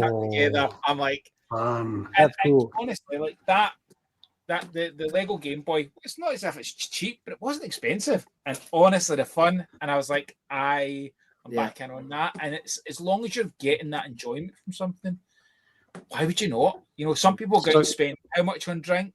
How much? I don't buy fancy clothes. I put a that's always also what I say. If you do that every weekend, drinking alcohol, having party with the lads and whatnot, I'm good with that. But my stuff actually raises in value in some points. Your is just down the drain, literally. You're happy. Focus on the here and now. You've only such a short period of time on this earth in comparison to the length of earth. Enjoy your time. Like, yes, okay, there'll come a point where you have to be a bit like, do I want to leave the burden of dealing with this to my kids? And, you know, if I get to like my dad's age at 70, you know, that's maybe a conversation. We're still young. You're not there yet. Men, so enjoy it just now. Enjoy it while you can. And we've never had such a fun time, you know, with so many new stuff coming out, so many new toy lines coming out. There's so much to enjoy. Enjoy it. Yeah. Let me just go into one point I want to make, and I'm not going to bring the tone down by it, but I think Moff made a good point, and I want to say it. So it's like you're saying with your kids saying like, "Oh, we want the Fort Max because we know how much it means to you." I'm going to go out on a limb and say our parents probably didn't have this as a generational thing for us. This was very much of a TV generation, very mainstream in every house, and go on, and production as well. Mass production. But my dad had like, I don't know what you would call it. They're like Paul Pottery, but they're birds. So it's like a starling. There's a robin, whatever. Yeah. It's not this at all, and it's not my thing. But I'm not getting rid of them because I knew how much they meant to him. And to the next generation down will be like your kids to you, Moff, for saying, "Well, I'm not getting rid of Fort Max because that was your thing." And one day they will have their thing. But the fact that it has such a meaning to the person before you, whilst you say, "Where did your collection go?" Who's going to care about Fans Toys Lupus, who's sitting on my shelf there that I absolutely love, and he's yellow and I really like him. No one's going to care about it, but someone else might go, "Yeah, but he really liked it, so I'm going to keep it." You know. But for the here and now, and mind you, saying that, Jamie's come up with a very good point. He's going to get buried into a massive pyramid with it, with all of his collection. It's going with him. So it's very fair. Hasbro stuff he buys, he's going to need a pyramid to store it. Probably going to make a pyramid out of it. That wouldn't fit in the Great Pyramid in Egypt. That's not big. Fair point. Okay, Tim, go on, Sam. Do you want to go on? I was just going to say no. I think it's a good thing to talk about. I your point of you know your dad's thing. I've got things from my grandparents or something. That it's just these little memories, aren't they? It's just an interesting thing. You look around to go at what point. Sorry, I'm just laughing at Jamie's comments. I'm not. He's really he's gone full Pharaoh, hasn't he? Pharaoh Liddell. But yeah, Tim, anyway. the floor is yours. A good topic, Sam. I like that. Tim, the floor is yours. Your next topic of discussion. Assuming you have one. Yeah, it somewhat goes into that, and also with the whole swapping out bit and whatnot. Actually vote with your wallet. When is it your point to vote with your wallet? Which also goes down to swapping out. You know, maybe you have let's take, for example, something that we had before, like the Datsun Bros. May it be Smokescreen, may it be Silverstreak, whoever. And you go with that. You think exactly like what we said. It's a good transformer. It's fun. The car mode is cool. It's somewhat dated, but it's cool. I have my representation, But then we got the DX9, and you see it, and you think, yeah, okay, it's fine. Do I wait for Fans Toys? And then Fans Toys comes, and you're still in the same kind of vein, like, yeah, it's somewhat cool, but it doesn't have that spark for me, pardon the pun. And you go there thinking, do I swap that out? And if I swap that out, do I swap it out because I like it, or just because I feel the need to have somewhat more up to date? Or different option for that, you have no representation of character ABC at all, and then you see a figure. Do you just buy it? Just maybe because you are, let's be fair, if we buy these things, there are certain parts of our brain that light up like a Christmas tree because we treated ourselves to something. Do you actually buy that because you like it? Or did you just buy it because you need that itch scratched? Or are you actually able to still say, no, I'm not feeling it. I'm still waiting because. And that is also something that I feel that's a problematic topic. And I think a lot of people, just to finish that off, actually buy it because they need that itch scratched, because they can't buy different anymore, or just can't keep themselves from buying. Although I run a toy business, Tim, so that's a good thing that people have that feeling. Let's not. Of course. From that point of view. To the trade, well done, guys. whoever they were. I mean, to go on to the point and say, when does a wallet come into it? Like, it obviously depends on the here and now. Look, I'm a big believer in recycling your collection in as much as sell to buy again. Mm-hmm. And it's a little bit. Then you get to the thinking of, well, then you're leasing your figures. You're not buying your figures. And it's a mindset not to want to get too financial or deep about it. But I've looked at some things like, I know I've got a big expenditure coming up, whatever that may be, but be it a toy one. So I don't know. I've got pre-orders in with Moff for the Fans Toys Devastator. They'll come out eventually, and it'll be a case of, okay, well, I'll put some things up to sale. I'm happy for this to continue funding the collection. Mm-hmm. And so when does a wallet say no? When it gets to a point of like, well, I don't want to get rid of anything, but now I've got to buy something else. And then life gets in the way of, I've got to service the car next month. I've got to do that. And the annoying things that you just have to juggle, but you can't factor in for those too often. We all have the unexpected bills that come in. But I like the idea of a collection recycling to sustain itself. Mm-hmm. Mm-hmm. Yeah, that's interesting. Yeah, that's a good point. I think you can do that, of course. But I mean, sometimes stuff also suffices, Sometimes I feel sometimes people are actually just swapping out because they see the figure and think like, okay, yeah, I like this guy. And then I would come in, if that would be an actually point of discussion. Okay, if you like this guy, why do you think about swapping it out? And then comes the argument of just to take this company, well, because it's Fans Toys. Yeah, but why do you? There's a very specific word in there. Why do you need to swap it out? If you need this, if you like this guy, you like this figure, you're perfectly content with it. Let's say Star Toys Blitzwing. You're good with this guy. You're fun. I guess it's the not the need, it's the want, isn't it? Do you want something else? Do you need it? No. We don't need any of it, do we? We don't need any of it. We want it all. Then you have a G1 Fort Max, and it's just like, now I need that. Yeah. We all have our own compass towards it. Yeah. Do any of us need it? No. Do I need my 19th Predaking? No. But it's like, one? Yes. Yes. Because yes. Good question. But it's just like, it's you have to look at your own situation, but you do have to look at what life throws up. And then, but look, that can go a good way and a bad way, to the point that we've all been at TF Nation. You will find complete gems that you just didn't think of. And then it's a case of, that's when you say, I need this. Yep. That's when you see something that you just will never think you'd find, would never even remotely be on your radar. But then there's the 180 degree of that of, I've got my mortgage coming up next month, I've got to do something with that, and it's problems. So you have to look at where you are at that point in time, and if you can afford to do it, but obviously never have it to a point that it strains you. No, I suppose I'm in a different position to a lot of people. So I have a full, normal 9-to-5 job that pays all my bills, pays all the stuff for the house, pays for us to go on holidays, does all the bits. I run a toy business so that I can have a hobby. Like that. That's, I spend more money than is sensible on toys at points.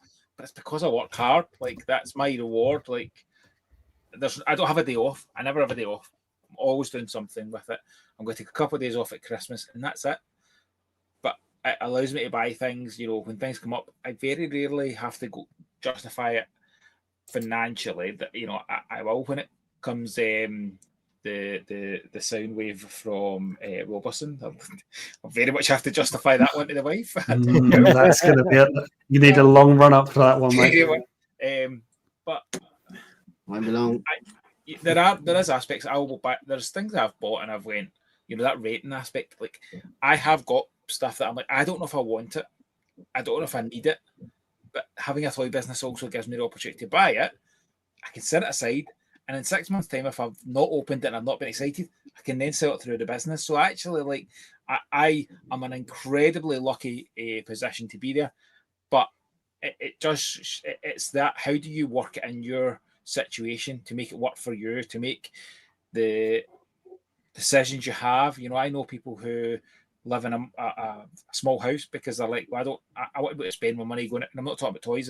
They like to go out every weekend. And it's like, well, I don't need a bigger house. I'd rather go out every weekend. I'd rather spend my money elsewhere, not on the house. But then other people will say, I want a big house because I don't go out. Sort of thing. Yeah. It's the same aspect. Even you can do that just to where you live. Ian, you and I have chatted about, like, benefits, pros and cons of living different parts of the country. But one of my closest friends, guy who's coming to TFN Reading with me, his partner doesn't drive, so he needs transport links, and they like to go out having a drink, so they like to be able to just get the train or bus into Glasgow. I don't. Like, I live in the sticks, I live in the countryside, because both me and my wife drive. We don't really drink, so it allows you then to pick and choose all aspects of your life. You get to pick and choose the things you do, the things you spend your money on, with what is important to us. For us, it was, we wanted a bigger house or a big garden for the kids. So we didn't live right beside a train station that gets you into the town. It doesn't give you all these bits. But actually, that's not what's important to us. And it's everything's different. And it's the same as your hobbies are exact same. Decide on what you want to do with your money. Like, my brother loves football, loves going to spend his money in football. I love my football. I don't spend a lot of money on it compared to him. Like, and it is that bit of, you decide how you spend. It's part of being an adult. The challenge, I think, the worry I have, for the younger generation, is it's too easy to get themselves in a position where they don't have the money and they get themselves stuff. You look at, I saw a young girl trying to drive a car earlier on. Oh, that's terrible. She had a brand new, like, 25 car, and she looked like she was 16. And I'm like, you got a brand new 25 plate car. Like, I drove a car. It was my first car I got when I was 20. It was a £250 Peugeot 205 that was a banger.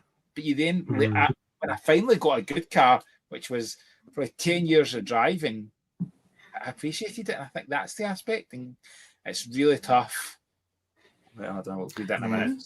It is really tough to kind of make a decision, but I think it's too easy to get in that position now. And I think we're all a bit of a generation that you learn to save to get yourself to a position to prioritise, like you said, Ian. Like, I've got my mortgage coming up, I need to make sure I've got the money for that. Yeah, that's the challenge. It's just making sure that it's your money, your disposable income is yours to enjoy. And don't forget, we've been doing this for depressing. somewhere between 10 and 20 years. We've been doing it. It is depressing, but our lives have changed with that. We've grown up. We've become into full adulthood, complete adulthood, but we've taken this along the ride with us. But the responsibilities as you get older get bigger, get heavier. Yeah. So when I picked up my very first masterpiece, I was much, much younger. And I didn't think of this, but I was very much just like we were saying at the start, just in the moment. Oh, MPO1, great! I've got a big Metal Optimus Prime, and that's all I wanted. But I didn't have a mortgage then, so I didn't care, you know. And it was like, now it's we've taken it with us, but lifestyles change, and if you can afford to do it, do it. If you can afford to continue it to the point it doesn't strain you and stress you, and you can must still enjoy it, then please do so. But, you know, there comes a point where you just have to ask yourself the question, at what point do I say this isn't for me at this time? I will not be getting a 4-foot Fans Toys Fortress Maximus. Maybe I will. Maybe I've got to take that run-up conversation with my wife as well. She said no to... Yeah, go on there. So we got the question. Right. So I think what I'm going to try and interpret it how I think it's meant is like, so when things come into stock, have I taken it first before I've shared it out? So Ian and Sam will tell you, no, that's absolutely not the case. Like, how many times have Fans Toys come in, Nino asked me, what do you think of it? I don't know. Yeah, I am the last person to take it. I will make he's sure very well restrained. Customers are out before I get mine. Fort Max might break that, but in general terms, I only take stock if I've been able to supply all my pre-orders out first, like, because and even when I take it, I very rarely do I open it straight away anyway. So what would be the point of me saying, well, listen, I want Warhorse? You know, Warhorse sold is all my pre-orders are sold out. I have one, the very last one that comes in is for me. Whether I'll take it or not, I don't know. But it also means that then I've heard Ian's point of view. I've heard the point of view of people who I trust and respect to know, is this worth me keeping? So I very rarely. I meant Sam. Sorry. I very rarely take a toy before it's went out to anybody else. You know, there are stuff that comes in. The Doctor will only get one batch in, so when it comes in, I'll take mine at the same time. But when it's ones that are coming in batches, I make sure everybody else gets it first before I get it, and I get more joy. And Ian and I joke all the time. We joke after this, and I guarantee we'll text tomorrow going, did one of us take us too far? And I hope Ian will be.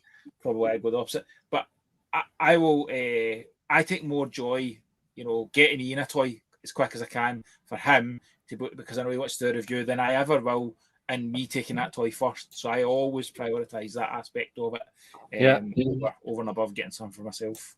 Yeah, that's for me. That's me an absolute solid, getting me stuff so damn quick. Thank you so much, Moff. So that's what I can say too. That's the same for me. When we got our stock in, we always post up an in stock ticker so people know what's actually new in there. And we first ship out the pre-orders first. There were times when I've seen figures, let's say Masters of the Universe. There were new Eternia figures that I usually didn't want to buy, because I've seen the prototype pictures or whatnot, and then the guy is actually in stock, and I see the box, and I'm like, why the hell do you have to look this good? You know, and then here we go. Here's a toy shop. What's he doing? And then I just did that last week. And then I mostly end up grabbing him like what I did with the Cobra Khan. Jeez. Because that thing. Oh, that's cool. That's cool. I had no need for this. I got it to take to Reading. And I just cool. I'll probably never use it, but this was that's such a you purchase. And I just thought, cool. I want that. Like, I can't not have. I don't know if I'll ever use it as a backpack, but I just was like, oh, you bloody well will. It's cool. I never use my Soundwave one. I never really get to go to cons and take a backpack, so I'm always working. I was going to say, you're going to be at Reading. I mean, if you can't do it in a university campus, where can you do it? How am I going to do that when I'm working behind the stall? And that's the only bit that kind of, that's probably the opposite end of running a toy business. Running the stalls is wonderful, but I do, and that's why I do miss the aspect of just walking around with my friends and chatting and stuff. It's why I always do the NEC toy fairs, and I'll never work them because I enjoy just going around and having a little bit of time where I get to just be a bit of a geek and enjoy it. But yeah, so that's an example of something like Tim said. If I had never got that in stock, I'd never have bought it. I got it in stock to sell at Reading, and that's the guy that I was talking about. You know, I mean, that is just a super cool figure with so many new details. And sometimes I take stuff from our stock and I review it, but then it goes back into our store at a reduced price, of course, because it's no longer MISB but MIB.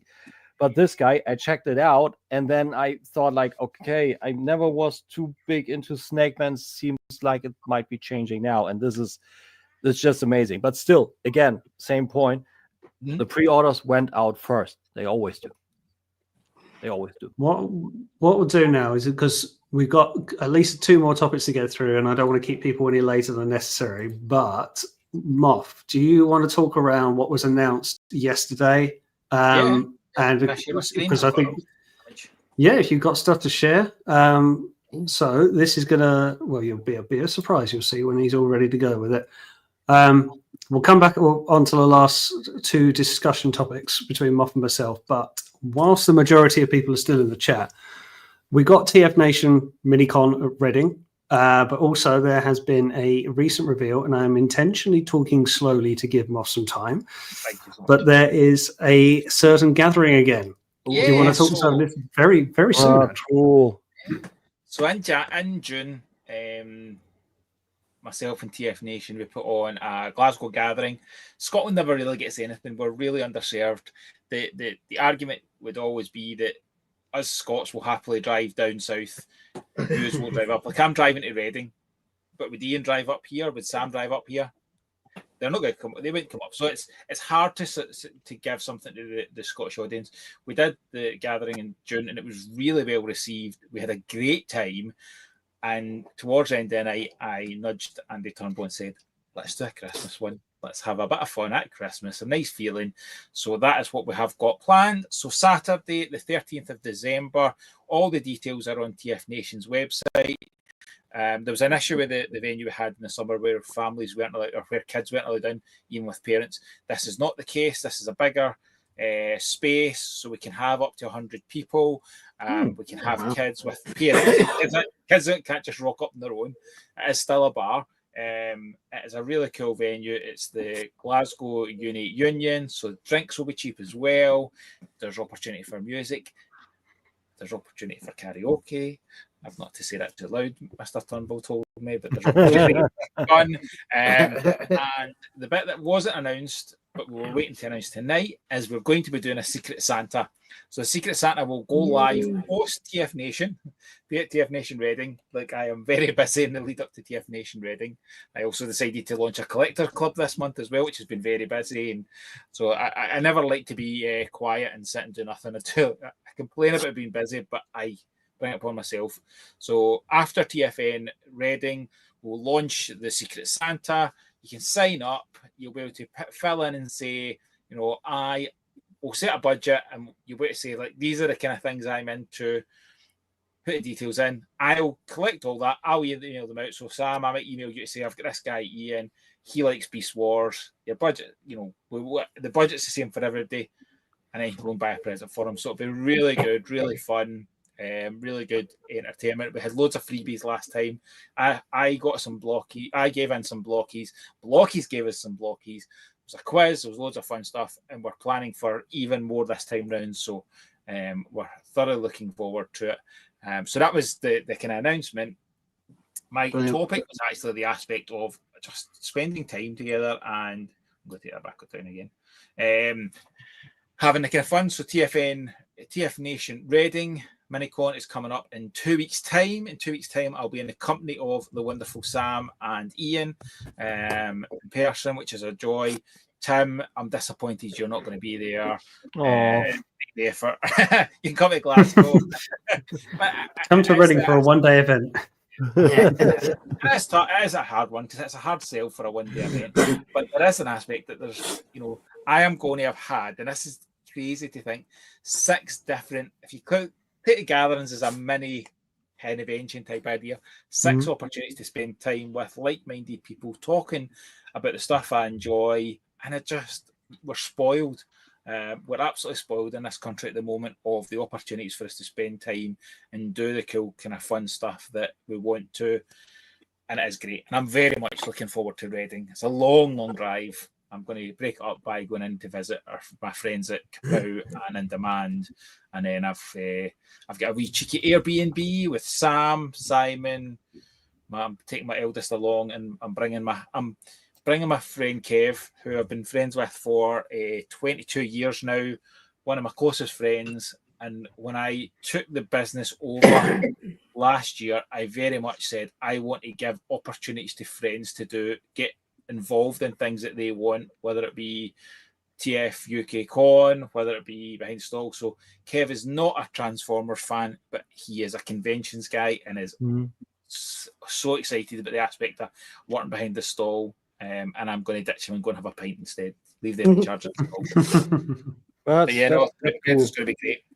That's cool. Yeah, I'm looking forward to TF Nation next year already. Like we actually wanted to try and do something over here 2 times with Transformers, but there were different factors that didn't make it possible. So I don't know why there were certain aspects which is weird, but we're happy to actually get over to the UK. I love the UK. Every time I'm there, I'm having a great time. Birmingham was my first time this year. That was amazing. TF Nation the same. It was lovely to see Sam again, meeting Ian, a lot of other people. So highly inclusive, super cool convention. So we spoke fairly soon, my buddy Dennis and me, to actually make the annual event also in our neck of the woods here, to call it, because in my mind it's all still Europe. The old other things is just bullshit politics. It's beautiful to get over there so easily. It's just an hour for us in a good old Steelbird. So that's easy to be done, and we want to do it every year because it's amazing. Maybe it currently looks even as if my girl is also coming with me over there. Right. Oh, excellent! So that would be cool. Do you fly straight into Birmingham? What do you say? Do you fly straight into Birmingham? Yeah. Straight to Birmingham. There are 2 flights actually. It arrives early in the morning. That's what happened to us this summer. It was way too early to actually check in, so we actually had time to go into Birmingham, see the newly. You went around the town, didn't you? Yeah, try the Black Sabbath Bridge and the actual little bit of a quarter around all there with a little pub and whatnot. So that was spectacular. That was cool to look at overall, and then it all pretty much started out early.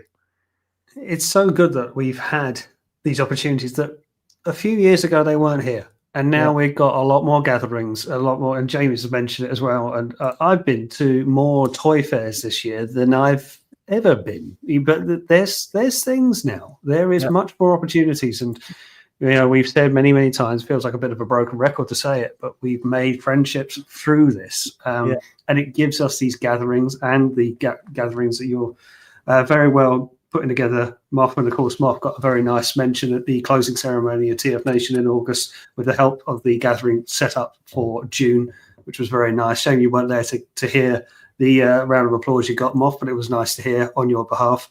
It's nice that we got these things, to have these conventions and these things in the calendars to look forward to. And your buddy Kev, of course I met him at Sandown Toy Fair when you came down. So I feel very, very, very, very, very lucky. There's only going to be in October this year that I won't have had spent time with any of my kind of Transformers kind of family, and that's based on the fact that they're all down south. Because of the opportunities of the toy fairs. I did the trade fair with met you guys at the store in January. Kind of weekends away with some of the guys for the show. It's great. I think that's probably what makes me want to do more as well, because it's so much fun. And this one, the one coming up in December is going to be great.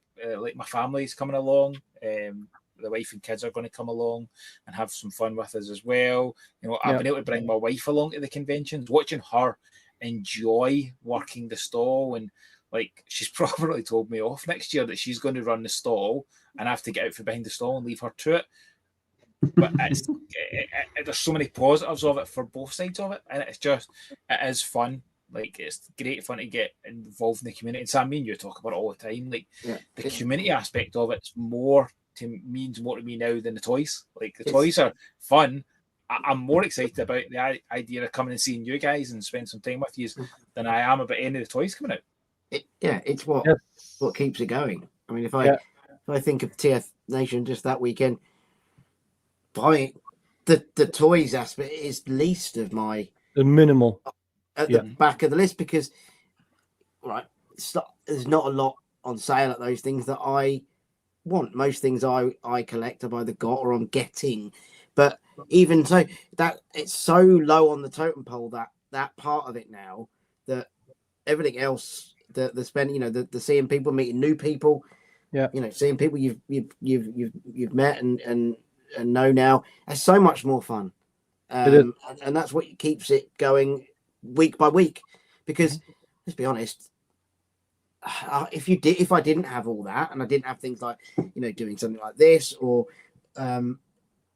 this would just become a room. Yeah, it's a nice room, like being in it, it's cool, but it wouldn't have the same thing, would it? Absolutely. Yeah, it is. But that's also the same for me. I think Moff will probably say I'm right there. That is also what I think about 10 years back, and someone would have told me I'm not living in my hometown anymore, and I'm having my own store and standing on conventions with my own booth, my own store, whatever you want to call it. That's what I would have told them. That's just crazy. And there's a lot of cool stuff also regarding that. Not only, of course, selling the stuff and being able to do this, but it's also the community aspect of it, to know new people at the conventions overall. Here in Germany, they're very small ones where we are invited. Actually, we've now actually picked a few ones that we just want to actually stay on as a standard, and people see us and they now approach us. They're happy where they buy from. They know we're somewhat, I mean, they call us good dudes, we're good company, and they know they have also some sort of service. We can actually stand by them with facts and whatnot, and they ask about Transformers and third-party Transformers, because some actually look at just say, I don't know, Fans Toys Inquisitor and things like that. That's like Scourge, right? But why isn't it called Scourge? And then sometimes people ask. It's very minimal in Germany. It's interesting. It's a niche and a niche and a niche, so to speak, because third party is very unknown over here. But just a mere sense of being able to do that with a community aspect, to talk to people, to get more well known each and every year now. Also with a convention over here that's called Toyplosion. I've heard of that. Yeah, I've always looked at that and went, "Ooh, that sounds good." That would be something for you too. I think that there were actually guys from, I believe there were actually guys from Scotland this year.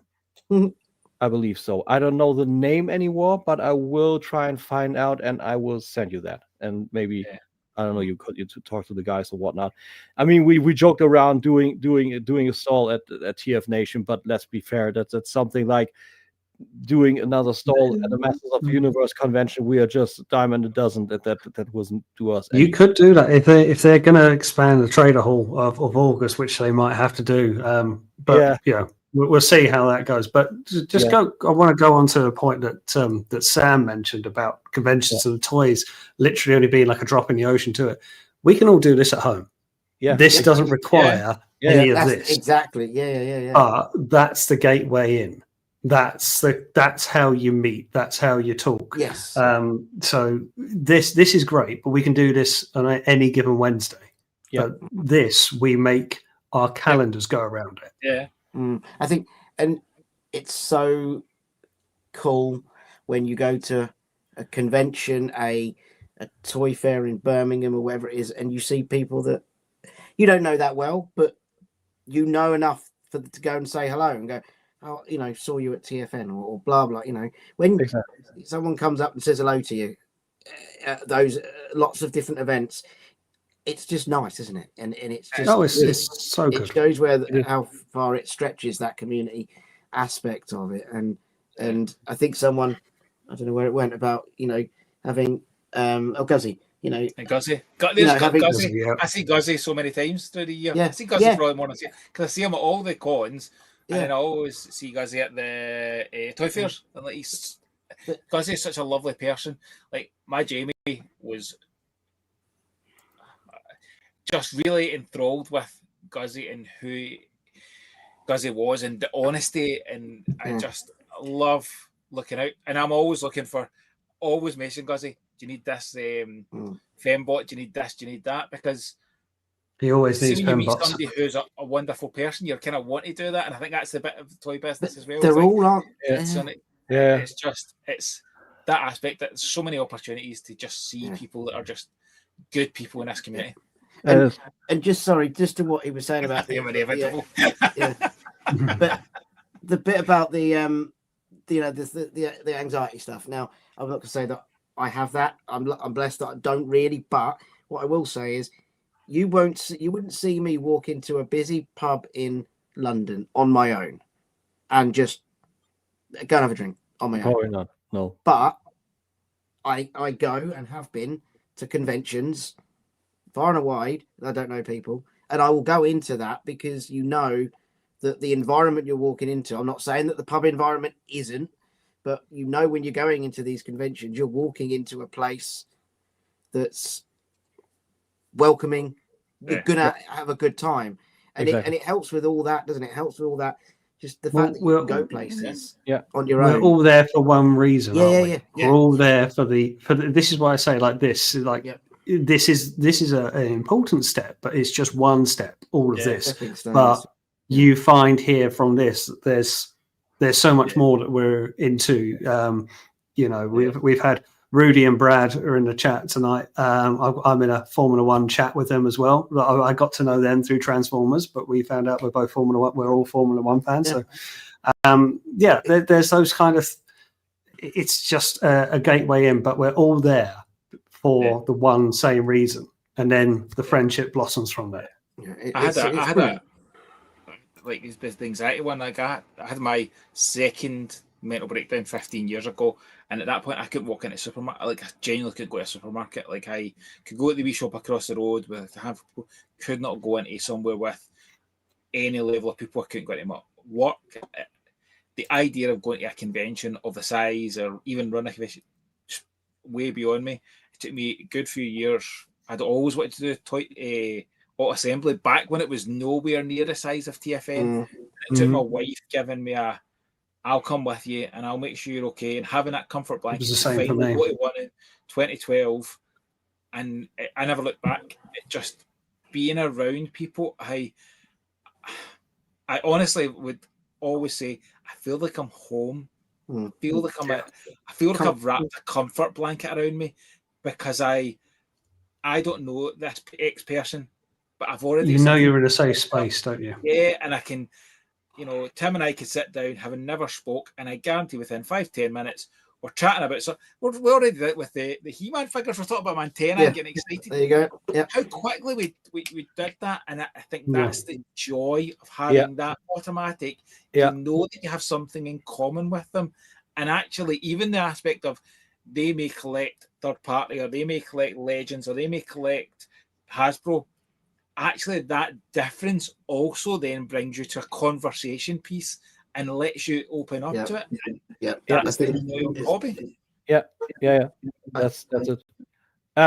Also, by the way, Mom, his name was he was Scott from Scotland, and he's I believe. Yeah, man, that sounds like a bit of a Scott from Scotland. Scott from Scotland, I know, right? Yeah. I felt it. This was naming us in shock. I felt it when I actually spoke it. No, I believe his name was Crank's Toys. I need to scroll down a little bit further. It was not too far. There it is. Yeah, Crank's Toys. Scott from Scotland. Cool. I think just one more bit on this, then you can move on. But when MCM, which was the other week, I've been there twice that year, and what I found about that, and I'm sure I'm not the only one, but you walk around that, and you know, to people that don't go, it's just nerds going and all that kind of stuff. But when you're in there and you see the amount of people that you see around that get to parade themselves in this character that they love, and they're all with their friends that they've met, and they're all, when you see them all meeting together and how much joy it brings, them hanging out and doing the stuff they love, similar to us at TF Nation with Transformers. But you walk around those places seeing that and you go, how is that not a good thing? Everything you see there is so good when you got a place where people can go be completely themselves, surrounded by all this stuff that they love, and it's just great to see. And I think TF Nation's, for us, that's our TF Nation, isn't it? That's the equivalent. It's brilliant. I love it. And it's very, very different to other cons. I went to Star Wars Celebration in 26, and I was blown away. It was the most incredible thing. I sat in an audience listening to Carrie Fisher. Like, it was incredible. But it was nowhere near the level of interaction and enjoyment that TFN brings. But I now know that if I was to do this, if Star Wars Celebration, it's already been out for I think the next 2 years, so you're talking 2028 before there might be another Europe one.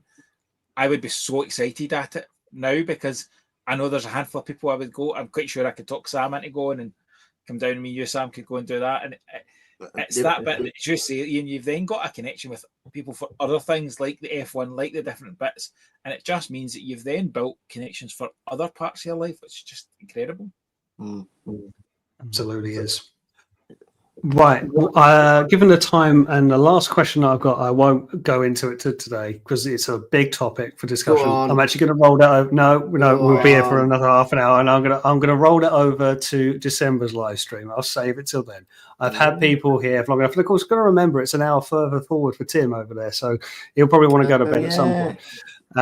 But what we will do is say, obviously, to everyone, thank you very much for watching. We're going to do a quick round table on what everyone's doing, what everyone's got planned, even though Moff has already had that kind of bit of limelight. But we'll start off with you, Sam. Where can people find you in both the flesh and on socials? You can find me here. I'm near Cambridge. Instagram is probably where I live most of my life in this wonderful world. So you can see me over there if you so wish. Yeah. That's probably doing all kinds of very good toy photography. That's my main place. So thank you for having me again. No, you're always welcome. You know that. Moff, where can the people find you? Where will the people find you next? So obviously you can go to the website, so primetimetoys.co.uk. I most recently launched a collectors club, so talking about the aspect of community, like from me taking over the business last year, I've done a lot of community aspects with friends like Sam and me, and a couple of us in a kind of chat group where we try and help each other come up with ideas and come up with different bits.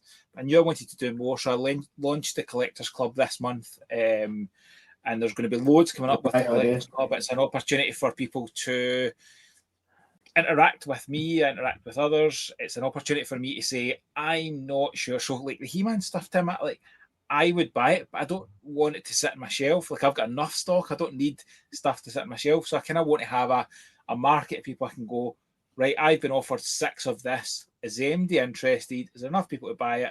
Right, I'll go and buy it. Or, people will ask me, can you get something? And then I can kind of go and get them. So that's the aspect. There'll be fun bits of come and see me at all these bits. I want people to come and say hello. So there's going to be loads of fun stuff that will come off the back of that. Then the other, the next one you'll see me in person is at Reading. So we're driving down, big long drive down. It's like 7.5 hours. So it's a long weekend, but absolutely worth it to come down and spend time with people. So come see us at the stall. We've got a slightly bigger stall this year. I've brought a van this year, so I'll have a lot more stock. Hit me up if there's stuff you want to bring, because I'm not going to bring everything. So if there's stuff you're like, I want, hit me up with it. You'll see me at Glasgow Gathering. I'm everywhere. And then you'll have a break for Christmas. Yeah. And then it's back again, isn't it? Manchester, and yeah. I'm taking my 2 kids to a toy fair at Christmas. That's my switch off. Go down to the NEC toy fair in the 27th. But yeah, I might join you for that if it's that day. I might come. Yeah, that would be lovely. I'm not rushing away that day, so we could go for lunch and stuff with the kids and stuff. If you're up for it, yeah. But yeah, and I've absolutely massively tried to grow my social media presence of just being kind of consistent on the social media, on Instagram, on Facebook. I'm on. What else am I on? Tinder, Grindr. You're doing well. We on know. Tinder, mate. Oh, we know. Yeah. Painfully aware. Thank you to everybody who's signed up to the Collectors Club so far. It's been massively. Like I said this to Sam last Sunday. Sam and I had a 10-minute call that turned out to be about 2 hours. And I was just saying that like numbers kind of blew me away. Just so nice to see, and I've had some lovely messages off people kind of about the aspect of, this is a part-time job for me, and it's a fun job, but I want to, some stuff's hard to get hold of. If people want it, can I help them out? Can I help get stuff? So it just makes it more enjoyable. I enjoy knowing the people I'm selling to rather than just selling to nameless bits. And sometimes it is. It's probably it's more emotional. It's got more of an emotional connection then, hasn't it? The bit that I've enjoyed so much of being behind the stalls is when you've got people who are coming up and you recognise them and you know what they're kind of wanting, and I can go, oh, I've got something I know you'll like. Guzzy, as I say, like I always look for fembots for Guzzy, and I've got my RC badge specifically aside for the next one. I know Ian, I know you're a jazz guy. Like I'm always trying to go like if I got a wee jazz, like I sort of do it with one at the offender. He's up there, yeah. And I think that's the aspect that's just that's what I want more. I want more and more of that. And I'm hoping for more of that. As I say, when my wife she's going to run this Manchester stall and the August stall to let me get from behind the stall to in front and chat to people and build that connection more. So please sign up to the club. Please come along the fun journey. Like I'm investing a bit of money to get fun stuff with it as well. So and come say hello at the call at Ready, and you'll get a freebie from me as well.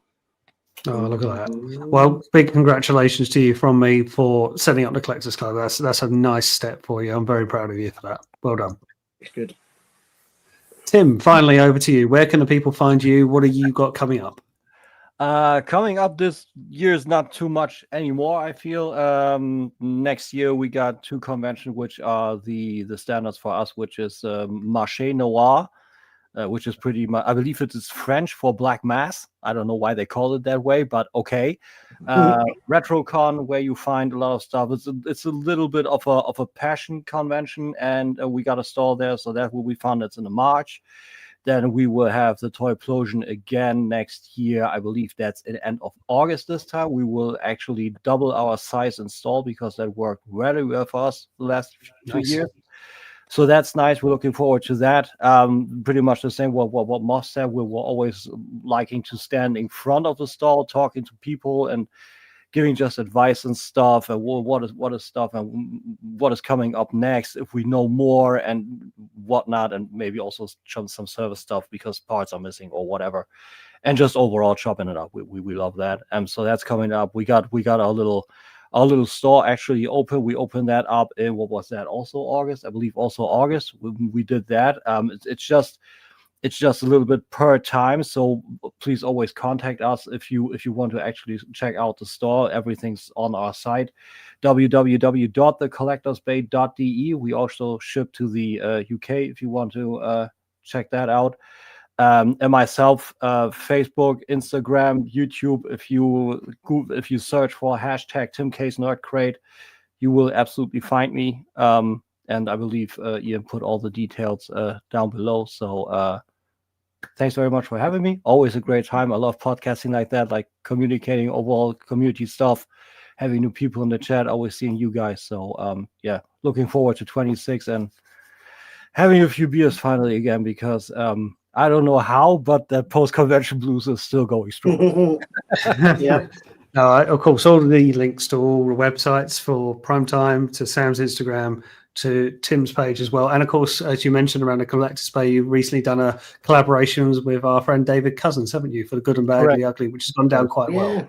So yeah, it's really cool to have that and see that there. So yeah, gentlemen, thank you very much for coming along tonight. Thank you very much at home for watching. Do give everyone a follow, give everyone a like. Thank you very much everyone for giving up their time. And as always, I will see you on the next one. Bye-bye. End the stream. End the stream again.